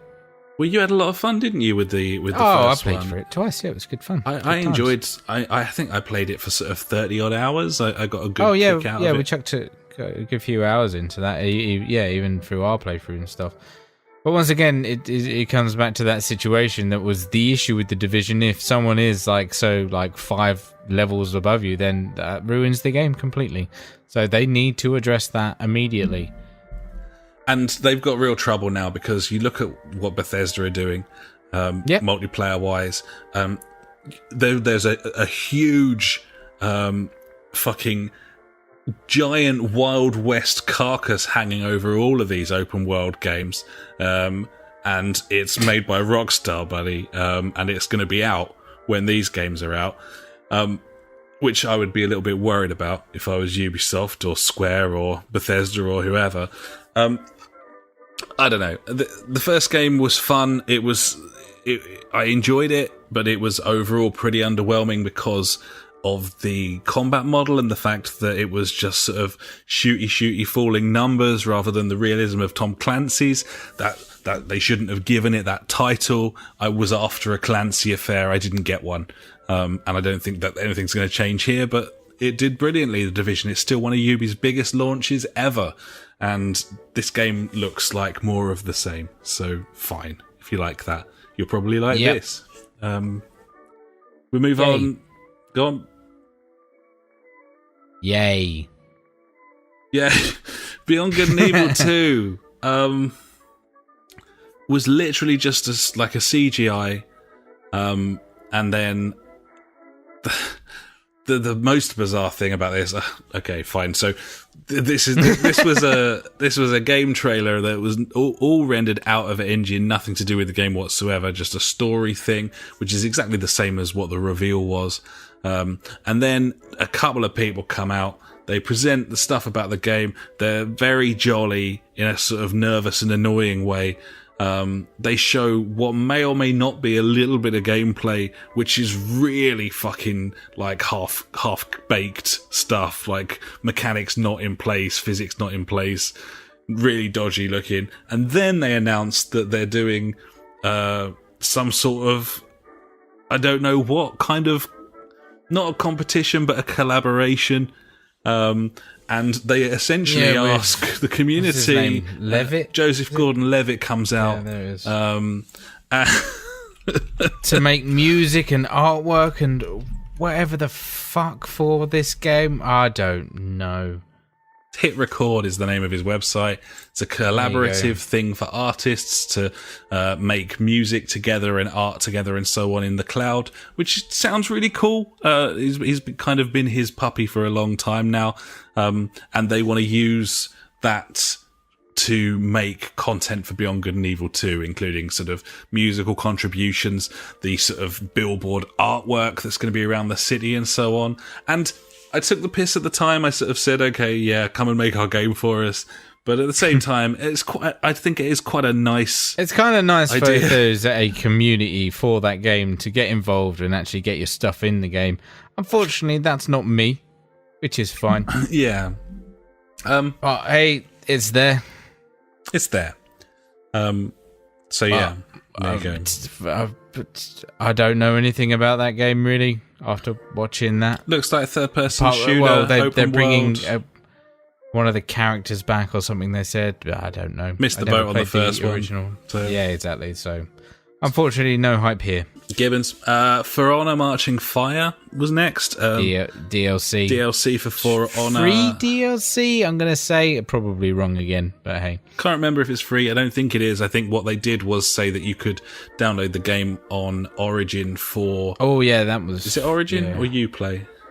Uplay, isn't it? Ubisoft. Yeah, Uplay. You can get it for free for the next week or whatever. Yeah. So that's nice. Always quite liked the look of that game, but it's sort of attritional combat that you really need to practice a hell of a lot at, I think, to get the most out of it. And I'm not at this ancient age that I am willing to put the time in to get good at that. So there you go. Next, Skull and Bones. This is the bit from Black Flag with the ship battles that they've turned into a whole game. There was what I thought was quite a cool presentation of this with a voiceover during a battle kind of explaining everything that was happening. I think a lot of people who are maybe into sort of properly competitive multiplayer gaming and perhaps esports to a degree would probably have got a kick out of that. Like, it seemed incredibly tactical, the way that you sort of steer the ships around and you got to make the correct decisions and so on. I always found that really fun, that sort of combat, but a little bit frustrating because essentially what you're doing, similar to like space combat, is you tend to just be circling each other. Going round and round. Yeah. So I think it looks pretty cool for what it is. It's just whether what it is compelling enough for it to be a big hit game. What do you think? That's the thing for me, yeah. It's worrying that it's just that small section of Black Flag without the assassin bit. And I'm like, even like looking at it, some of that gameplay footage, I'm just like, that just looks exactly like Black Flag when I was on the boat. Yeah. The sea shantying. And yeah, I don't know. It could be cool. There's going to be all kinds of like online leaderboards, and like, you know, like you say, it's going to be a very competitive online multiplayer game. I think that's where that game is going to excel. Unfortunately, I don't think that's going to be my cup of tea. You know, competitive pirating, maybe. I don't know. But fucking, just like every other game in Ubisoft, there's a beta sign up. So yeah, obviously signed up for it. Yeah, I got stuck in straight away because, you know, got to give them a go, haven't you? Got to try these things, mate. We do a podcast, don't you know? Gibbons. Next in the Ubi conference, we had Starlink Battle for Atlas. This is was this the Toys to Life thing? I don't know. Like I mentioned to you, as like, are they coming to the Toys to Life thing like 4 or 5 years too late or something here? But then like watching it back again, I'm like, there's I don't know. I don't know. There are models, but I don't know. I think it is. It's a Toys to Life game where you can kind of make the ships, and you can change the configuration of the ships in real life, and it changes it in the game, which is quite a nice touch. That's the gist that I got out of it. Star Fox coming to this as well. For the Switch, yeah. So, cool, okay. I've no idea, really. I mean, it's a different twist on Toys to Life, and the actual game itself looked quite fun, so maybe it'll do well. Certainly, the Switch element and having Star Fox involved, that's not going to hurt it. So, and fair play to them for striking up this partnership with Nintendo. Yeah. Miyamoto was there, wasn't he? And there was a very awkward exchange. They are the happiest chappies I have ever seen. Like, Gilmo and Miyamoto, they're just like, yay! I love it. It's very, very odd. Some fucking Miyamoto, he seems like an absolute ledge, but he does come across a little bit like a bit of a sort of Peter Pan motherfucker with his sort of, you know what I mean? Like, yeah. But he never has to grow up. Like, he's just... He's just there in his Mario t-shirt. Well, fuck it. Yeah. I don't care. He doesn't seem to have aged at all in the last 20 years or so, to be fair to him. So. No. He's doing something right. Maybe he's been speaking Maybe he's also in a golden loot box. He's been chatting with EA. Wilson. Yeah. But Yves Guillemot presented Miyamoto with some sort of shit model, which he tried his best to be vaguely impressed by. And then Guillemot insisted that he come backstage with him. Come backstage with me. Which Miyamoto clearly wasn't expecting, didn't quite understand, and that led to our 15th or 16th awkward moment of the conference. So I did enjoy it. It was good. Next, Elijah Wood appeared. Mr. Frodo! To not announce, but show off whatever the hell Transference is. This is a Ubisoft VR game. I suppose is it just VR? Is it going to work outside VR? No. I think it's just VR. It looks like a psychological horror experience of some description, and as such, I will buy it, play it for about an hour, and then bottle it. So I'm looking forward to doing that, buddy. Enjoy. That's going to be fun. But yeah, that was interesting. That was quite an interesting sort of live action video crossed with gameplay in a way that actually probably worked quite well this time, I would say. Pretty creepy, centering around this dad kind of forcing his daughter into some sort of head restraint and stuff. I don't know, it was pretty dark, but it was good shit. Then what would have been probably a big reveal, but Walmart strikes again. We had Assassin's Creed Odyssey. They showed off loads of this. It is indeed an Assassin's Creed game that's going to be set in ancient Greece. It looked very much like whatever the last game was called to me. Do you have any remaining excitement for Assassin's Creed, buddy? No, it's all gone. It's gone. It's done.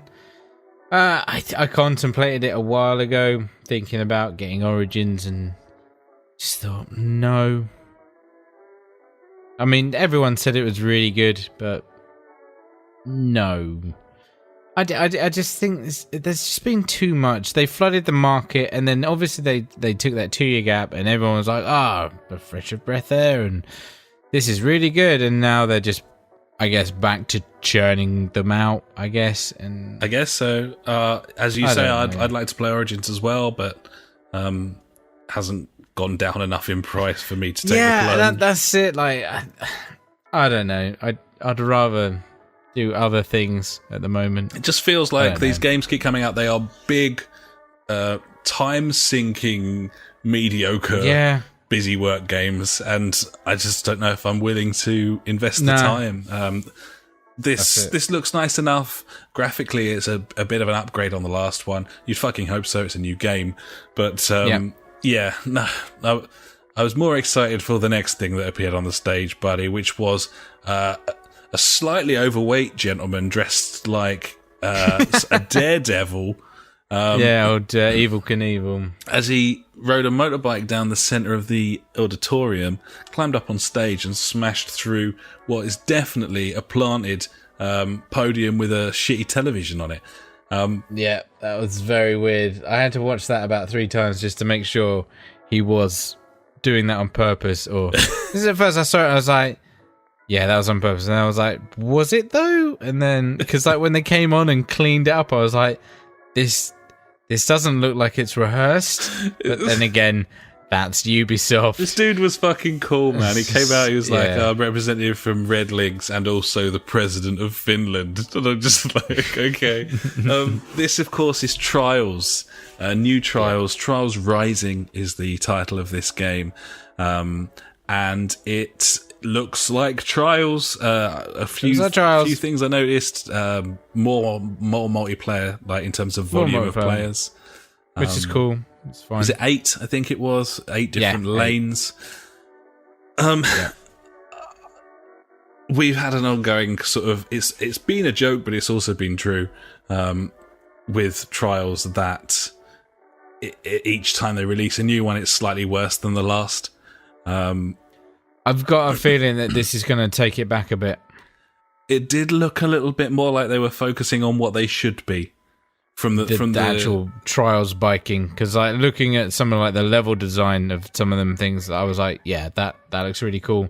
The fact that, you know, you have to go up and then you have to land on your front wheel, do the classic braking, so you lean forward and then pull back so you're on your back wheel and then accelerate off there. I'm like, yeah, man, that's Trials to me, not this shenanigans of stupidity, like launching miles in the air. And yeah, it was fun with Evolution. That was cool. I was like, wow, they're putting this in a new direction, and kind of they've still got the roots there, but they've added something actually cool. But then with Fusion, it was just like, yeah, we've added tricks now. I'm like, fuck off. Yeah, that's not what I want. That's not Trials.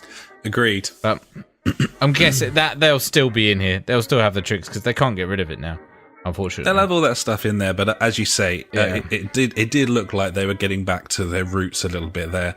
I certainly didn't think that the graphics looked any better than the last game. Really, it's like looked like the same engine to me. But once again, it's going to come back to it. It's just going to run a lot smoother. Yeah, lighting tweaks and stuff, and that's fine. It doesn't need to be like a insane overhaul of the game, but it's been a little while. They've left it a reasonable amount of time. I'm up for a new one, so man, that'd be cool. Next we had Mario plus Rabbids Kingdom Battle Donkey Kong Adventure. This is just a Mario Rabbids DLC pack, and as such there's fuck all to say about it. Donkey Kong's in it, there you go. And then they announced the Crew 2 Open Beta, which is coming on the 21st of June. We kind of knew that because they sent a little update patch to the closed beta on the night of the conference, to the point where I wondered if they were going to do an under your chair and say the open beta is live now, but no. That would have been nice. 21st. And that was basically the show. The shit show. Yeah, I mean, they didn't show anything new except Trials. Yeah. I suppose Assassin's Creed, the edge was taken off by the Walmart leak. And they kind of that kind of forced them to announce it early as well, didn't they? Yeah, but you know, Beyond Good and Evil 2, we got a CGI trailer in the same way that we had before.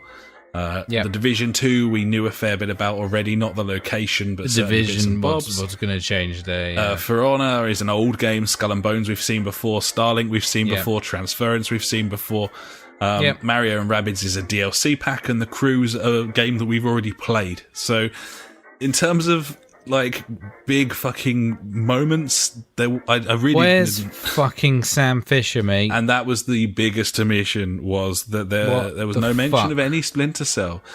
Siege was included in here, by the way, but it was just something about tournaments and shit. We're doing great, and we're going to keep doing great, kind of thing. Yeah, the community manager came out, didn't he? Yeah. I've got a beard and I'm slightly overweight. There was a lack of wild pants as well. I was kind of expecting. There's nothing on that, was there? No, it seems a little bit odd. I guess the user base is just, as we know. Well, they've already put out their like season-long whatever roadmap and stuff, so there's probably not a lot to talk about there. Yeah. So yeah, I mean, it flowed along quite nicely, and there was certainly plenty to look at. But in terms of presentation and attention to detail, there wasn't any really. It was very poor. They did the thing at the end where they brought like all of the teams out at the end, like on the stage, and fine, but you can't keep doing the same thing every year and expecting me to be even vaguely impressed. Especially when you've got the ingenuity of Bethesda and, as we'll shortly get to, Sony.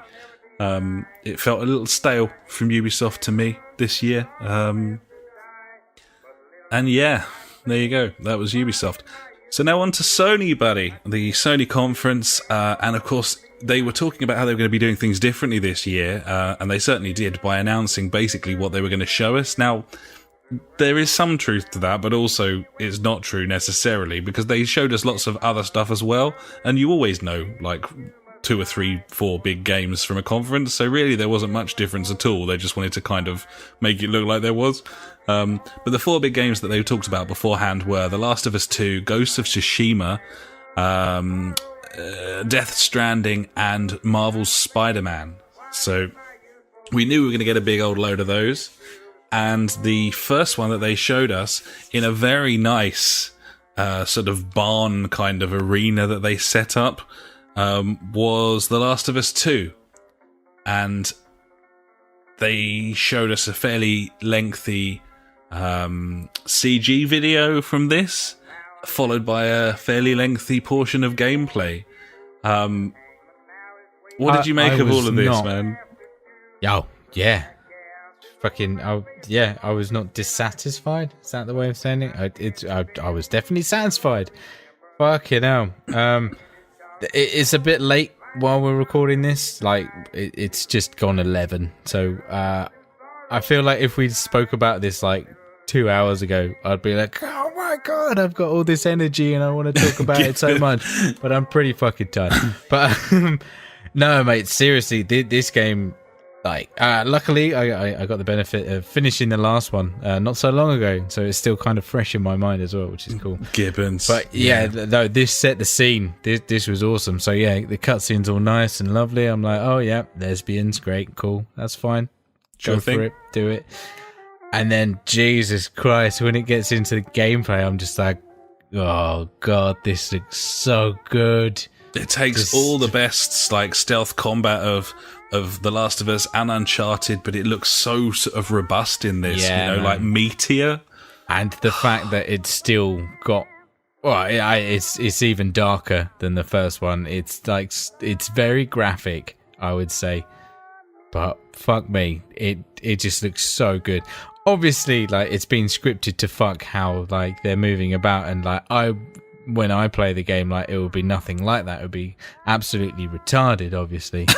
But yeah, just like having all those different options there available to you, it just looks very, very cool, and it's a game that I'm very, very, very excited about. Yeah, absolutely. And you mentioned the gore factor and the darkness of it. It does look like a darker sort of game, which sounds ridiculous when the first one was about a zombie apocalypse, I suppose, to a degree. But it really is. It really is darker. And I thought it was quite funny. You remember the Sony show back in Paris late last year. There was a fair bit of media attention after that because of how gory it was, and like perceived rape stuff and hangings and all sorts. And Sean Layden came out and was like, fuck off, basically. Like, this is an 18, we'll do what we want. Yeah, exactly. They made it quite clear that they're towing that particular line, buddy, as she's like hacking into the side of some dude's neck and fucking, it was an absolute showstopper. Brilliant way to start a conference. Probably the best opening to any of the conferences across the whole of the expo. And just like massively exciting. The thing that I kind of took away with it, everything being, if it is scripted or not, everything looks so seamless. Like there was a bit where like she's squeezing between two little areas in a shop, like between two stands, and then there's a body there with some arrows in, and she walks past and then just picks the arrows out of him in like one swift movement, and then puts them in a bow, and I'm just like, that. It's just like making everything like Naughty Dog do, like polishing it in such a way. It looks like they've really addressed that whole thing in the first game when you're playing as Joel and you're going through like a little building and you want to pick everything up, so you're just thrashing triangle and he's just sort of doing like a minstrel dance, kind of just. I'm a big fan. You know, jazz handsing around, and things just disappearing off of shelves and stuff. So yeah, that was great. What wasn't great was the transition between showing this first game and continuing on with the conference. They obviously built this barn with fairy lights and so on in the auditorium to make more of a thing. The Last of Us 2, the cutscene that we saw, is in a very similar barn, so they kind of built the set of that. But then they had to fuck off for like 10 minutes while they were taking that down. It's because they just kicked. Yeah, they made an experience, didn't they? It's like, well, yeah, I can't really enjoy that experience because I'm sitting here watching it on a screen, you retards. But hey. Yeah, I mean, what I experienced was a couple of really fucking annoying dudes at a desk chatting shit. Yeah, for a few minutes. It just it didn't work. The first time that, because obviously I got this off YouTube and then watched it. The first time I watched it, I was like, oh shit, I've got like the pre-showcase show or whatever it is. Yeah. And I was like, and then I went back and like I watched all of that, and then I was like, well, there was all like the big like heavy hitters that they were talking about. Surely they wouldn't put that in the pre-showcase thing. So then I looked it up and I was like, oh no, that was the actual show. That's weird. It was a weird decision, wasn't it? It was very strange. It was very strange. I don't know from our perspective anyway. I'm guessing if you were there, it was fucking awesome. But yeah, but why not? Weren't. You can keep that. The majority of people weren't. You can keep that barn up. You haven't got to take that down just because it's. I don't know. It just didn't make any sense to me whatsoever. It was very, very strange. I preferred the one where they had the live orchestra. That was cool. Yeah, that was better. The way that the games were presented as well, with sort of solo musicians, kind of worked, but sort of went on for a bit too long. I would say. It's a case of like, well, yeah, just smash it out in a minute or two, not like. Yeah, we don't need to listen to a 5-minute flute solo from this dude. But yeah, so Ghost of Tsushima. Yes. This is a proper samurai-esque sort of adventure, third person. There was a lot to like here. Graphically gorgeous, amazing mocap. Like all of the movement of everything just was so human. I was really amazed by it. The story looks interesting. The acting was good. It looks very, very compelling. I loved the way when they went into a combat sequence, it almost went sort of Street Fighter. It gave you that sort of side-on camera, and you had them sort of moving like a beat-em-up type thing, like a fighting game. Yeah. I'm really excited about this game. There were little shades of Tenchu in there as he was running along rooftops and stuff as well. Like, it's been a long time since there's been a good, like a really strong AAA samurai game. I was just incredibly impressed with the environment. It looks amazing. Those cornfields and stuff. Yeah, man. Like when he's on the horse going through it, I'm just like, shit. That looks insane. And if that runs on like a PS4 Pro like that, fuck me. Well played. And doesn't it go to show a little bit, as we're kind of spoilt for graphics these days, that it's not that often when we're doing these sorts of like little deconstructions of the E3 conferences, it's not that often over the years anymore where we're like, graphically that looks absolutely amazing. I know. Like, that doesn't happen that often anymore, and it really did here. Nowadays it's not so much like looking at the graphics, it's all about like the particle effects and things like that go along with it. Lighting engines. The lighting engines, and then the movement and you know the fluidity of the game. I feel like that's what we look at a lot more now than just sheer, oh, look at the graphics, look at the poly count and whatever look at you the want. shiny. Yeah, look at the show. Because that was video games. Like, as we've progressed, like, look how these 3D environments are progressing in that kind of way. But now, yeah, it's all about like the volumetrics and things like that. It's just taking it to another level, really. Gibbons. Obviously, this is tremendously exciting, this game. And they've got such a pedigree now each year they release another one of these big games. You know, as I said, Horizon, God of War. Before that, we had Uncharted 4. I thought that was a banger as well. Horizon, got Last of Us this year, and then you know they're doing a fucking stellar job there. You know, it's good shit. Certainly beats fucking an Assassin's Creed a year. I'll say that. Yeah, so, it really does. So that was Ghost of Tsushima. Then we had Destiny 2, the Forsaken expansion. You kind of gave us the lowdown on that in a fair bit of detail last week. Yeah. So is there anything else you want to say about it while we're here? Cade's dead, mate. Yeah, fucked it. What the fuck? He's dead. What's that all about? Don't know, mate. Not asked. It's Nathan Fillion. Is that the best one? Is he definitely dead? Apparently so. Might he come back? I don't think so. Okay. Well, I guess are they making a new series of Castle? I don't know. Possibly. Maybe. I don't know. Well, it's going to be interesting to see what happens with that. I'm going for 90% that he's not dead, but like a lot of people on the lore front on YouTube are like, yeah, he's fucking dead. Pouring over their Grimoire cards. Yeah, like, exactly. Oh well. They know how to make a fucking trailer, don't they, at Bungie? I'll say that for them. Man, looks amazing. Fair play. So yeah, we had that. Then we had a surprise, I suppose. I didn't see this one coming, although as soon as it fired up, I knew what it was. Yeah. This is a Resident Evil 2 remake. So they're... Cool.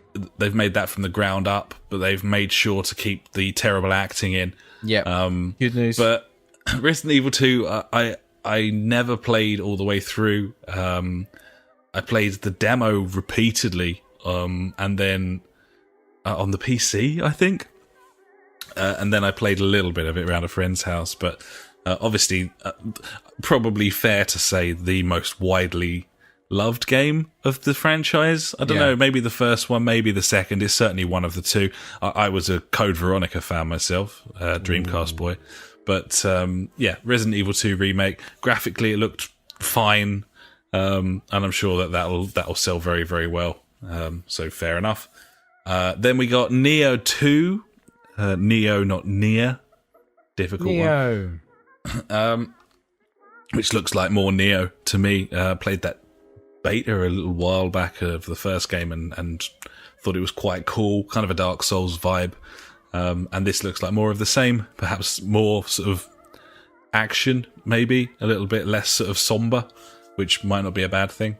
So that was that. Then we had Control, which is the new game from Remedy. Indeed. Featuring a flying lady. Pretty much. Yeah, it looked a new dimension.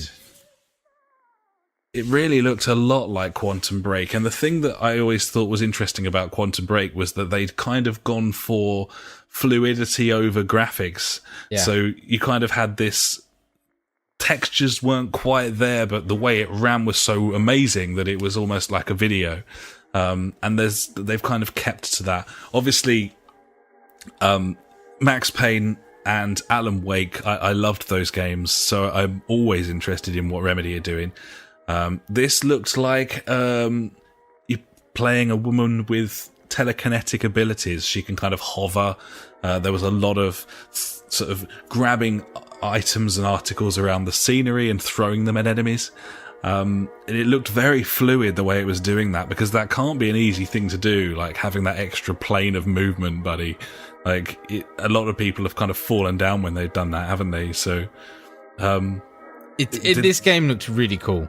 I was a big fan of the visual style of Quantum Break and stuff like that, and what it was doing with like bullet time, taking it, you know.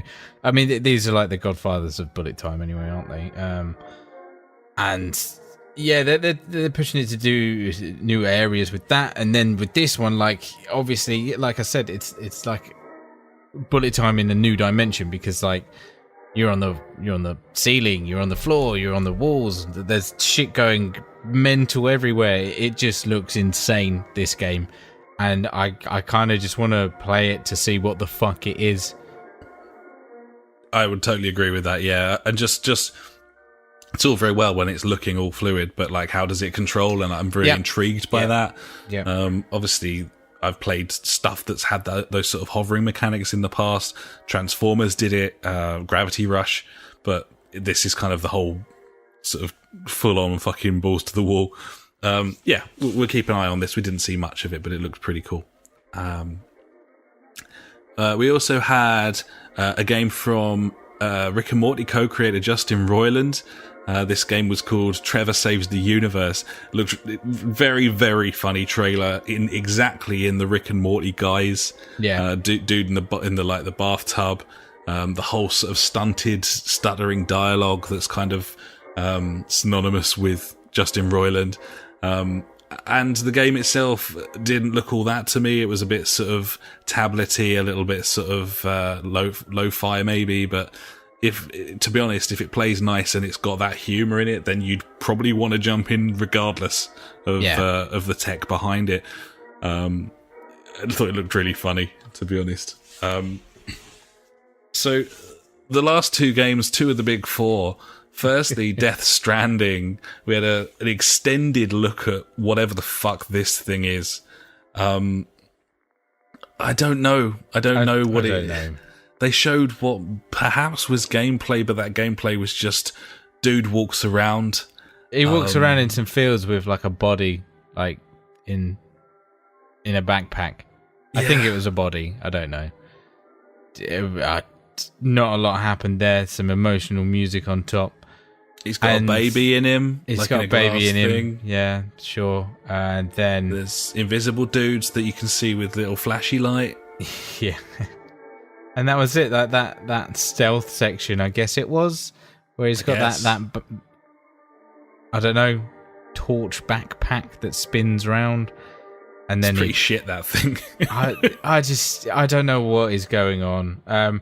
You can clearly see like movement from Metal Gear Solid in this, though, like the way they're scampering about and stuff, though, can't you? And I don't know if I like that. But then again, I never really got into Metal Gear 5, you know. Well, the movement in Metal Gear 5 is kind of it's weird because the physics engine's excellent at doing the whole real world physics, but as you say, the movement's a little bit more cartoony, and it does seem like he's kind of captured that similar sort of thing here. Janky, yeah. The bottom line is, we're still none the wiser with this thing. Exactly. We still don't know when it's coming out. No. What it is. Yeah. What it's going to be, what modes it'll have, or features, or... I don't know, man. Nothing. I do not know. No idea. We will move on. Okay. To be honest, I was mildly annoyed that I learned nothing new about the game when they claimed that it was going to be one of the four things that we were going to be focusing on. So, there's that. Yeah, you would have thought there would have been a bit more to the actual game itself. Yeah, exactly. If you're going to focus, like, a quarter of your show on it, allegedly, then I'd like to know how it, like, what it is. I just would like to know what it is. And that's all very well and good being all sort of, ooh, but eventually that does get quite fucking tiresome, frankly. Yeah. So yeah. We'll move on. Finally, Marvel's Spider-Man. This is the fourth of the four games that they said they were going to be focusing on. They certainly did. We got some CGI sequences. We got some gameplay footage. What looked like a bit of a side mission. And I don't know, really. It looks quite nice. Visually, it looked amazing. Yeah, it's got a sort of Infamous vibe to it a little bit to me as well. And the movement of him flying between buildings seems pretty seamless to me as well. But the bottom line is, what I felt that I was looking at was an Arkham game, really. Yeah, just thought this just looks like a Batman game with beating up of villains and stuff. And it wasn't helped that it was showing a sequence in which a load of enemies were escaping from a maximum security prison on an island either. Well, we've been there once before, maybe 4 times. I don't know. So I think this is going to be a proper... Like, I watched through this and I thought to myself, I don't think this is going to be the most amazing thing ever, but it's slick, it looks super, super fun. Like, it'd be a real, like, fucking jaunt, like, going through it. I think it'd be a hell of a lot of fun. So, yeah. All in all, that was the Sony show. I don't think that they bowled everyone over in the same way that the Microsoft maybe necessarily did, but I do think that with, I don't know, with The Last of Us and Ghost of Tsushima, I think that did for them. I think that was probably enough. I don't think that was enough. I don't think it was enough. You don't? No. I think in terms of this E3, the whole thing was particularly underwhelming. I think having the Last of Us 2, Ghost of Tsushima, announcing a Resi remaster like that, I think that was probably just about enough for them to sort of scrape the show in terms of the conference with the best games in it. Certainly the conference itself, I didn't think it was particularly slick having that changeover like that. No, it was terrible. So I think Bethesda wins that for me. Yeah. In terms of content, what would you say that maybe Microsoft nobbled it this year in terms of that? with the sheer amount of content, I would say, yeah, Microsoft. But I think games-wise, I'd still say Bethesda. Like, Rage 2 looks fucking cool. Doom, yes. Wolfenstein with co-op, that will make me play that game. Yeah. Fallout multiplayer, fuck yeah. You know, and then a lot of comedy as well. I mean, that's not to do with games, but no, it's true. It's all part of the conference. 4 games in there that I'm very excited about. You know, Gibbons, yeah, and I can't see in any other conference where that's done the same thing for me. To be honest, no, all the others are like either games that I know are coming out or. You know, I don't give a shit about, unfortunately.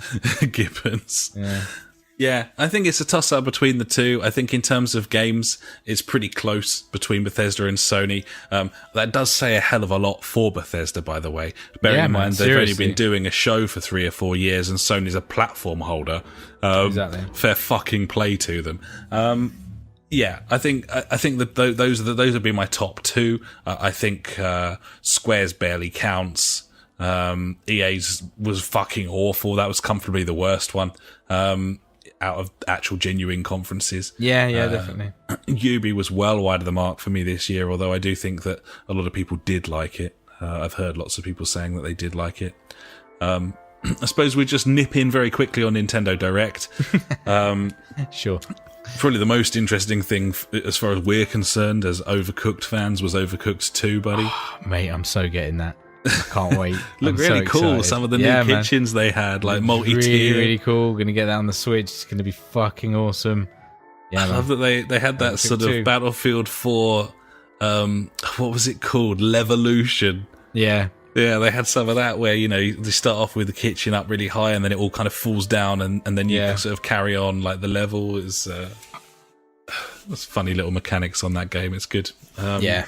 So they had that. They had they showed off a bit of Pokemon with Reggie there chatting away about it, and he was showing off some fucking shit Pokeball thing you can get. Fine, whatever.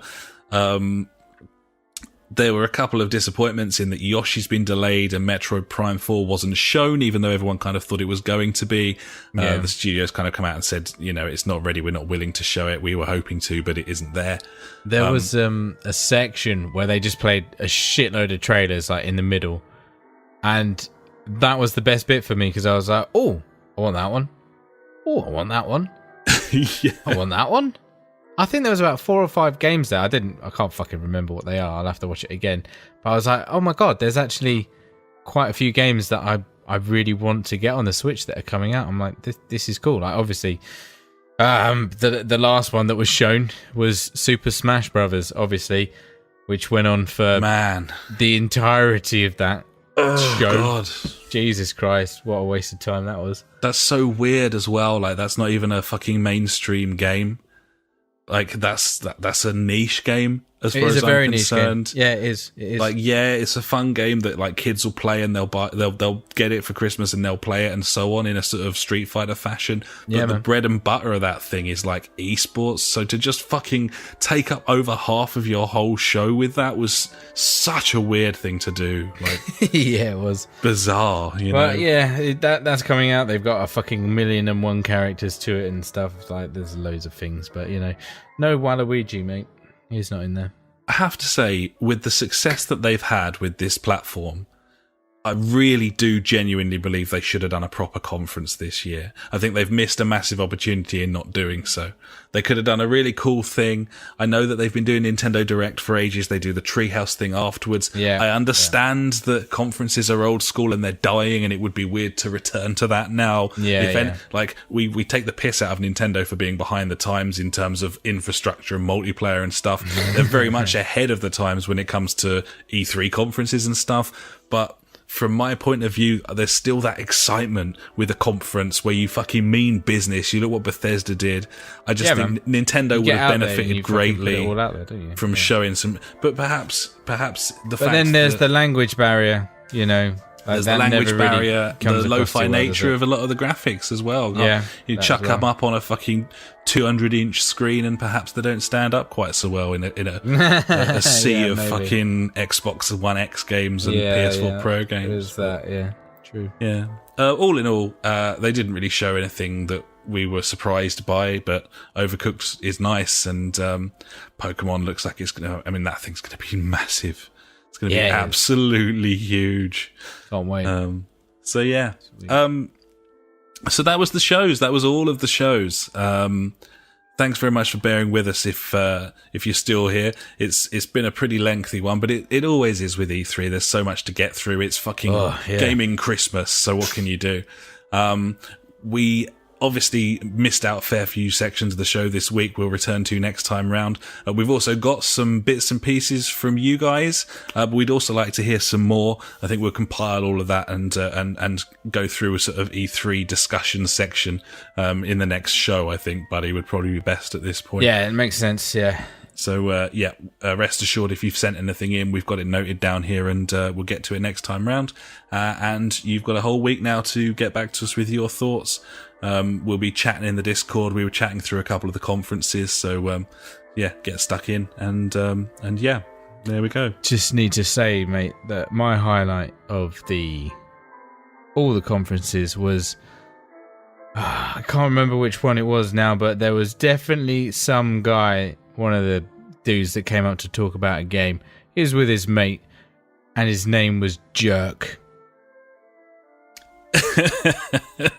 Was he a Scandinavian gentleman or something? It was, and they didn't say jerk. They said like Yerk or something. And I'm like, nah, mate, Jerk. President of Finland, perhaps. Don't know. Maybe. I don't know. I was trying to find out which one it was in, but I can't remember now. It might have been Ubisoft or something. They tend to go highlight for me, that. So best conference for you and for me, I think Bethesda. In terms of the actual conference. In terms of games, you're going Bethesda as well. I can't really disagree. I think Sony maybe just kind of because of how excited I am for Ghost of Tsushima and The Last of Us. Yeah. But obviously, Fallout 76. Fanboys, I'd say. Say that. Fanboy, perhaps a little bit. Microsoft had loads of good shit as well. Certain stuff that wasn't shown, obviously. The Cyberpunk stuff in the background, we'll find out more about that as time goes through. Konami did a fucking ghetto-ass PES 2019 live stream from a hotel room last night, which I watched. It was very lo-fi and it was just a 20-minute PowerPoint presentation, like literally a PowerPoint presentation. That was pretty weird. They basically confirmed that they're making some tweaks to My Club and co-op and career mode, and literally nothing else is going to change. So there's that. I'm sure we will mop up all of the remaining stuff next time, buddy. Yeah, man. But we should probably call it a night, as I need to sleep. We're heading towards midnight now. It's a lengthy one after E3, always is. So it only really remains for me to say, buddies, I think I'm losing my voice a little bit. It's getting pretty deep. Thank you so much for listening. If you still are, you can find us at a selection of places like the JfG Podcast.co.uk. We're on TubeTubes. We're on Mixer.com, aka Beam.fucking.pro. We're on Twitch.tv. You can find us on Facebook /JfG Podcast. Our Twitter handle is at the JfG Podcast. We're on SoundCloud. We're on the communities on PlayStation. You can find our Discord link and Street Beat on our website, so come on over, get involved in the discussion. We've been having a good old chat with JJ and co about some of the bits that have been going on. Thanks so much, buddies. We will you can also find us on Google Plus, of course, if that is that would have been the first time to live your life. That's how you choose to live your life. Thanks so much for listening, buddies. We made it, Schley. We made it. Fucking good stuff. We did it. We'll catch you next time. Until then, I have been Alex. He has been Ash. Goodbye. Farewell.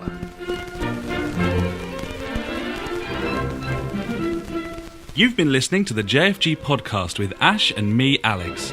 To find out more, head to www.justforgamers.co.uk, Facebook /the JfG Podcast, or Twitter, where we are at the JfG Podcast. Episodes go live every Sunday, and if you could pop onto iTunes and write us a quick review, we would love every inch of you, even if you got old and fat. Thanks so much for listening, and we will catch you next time.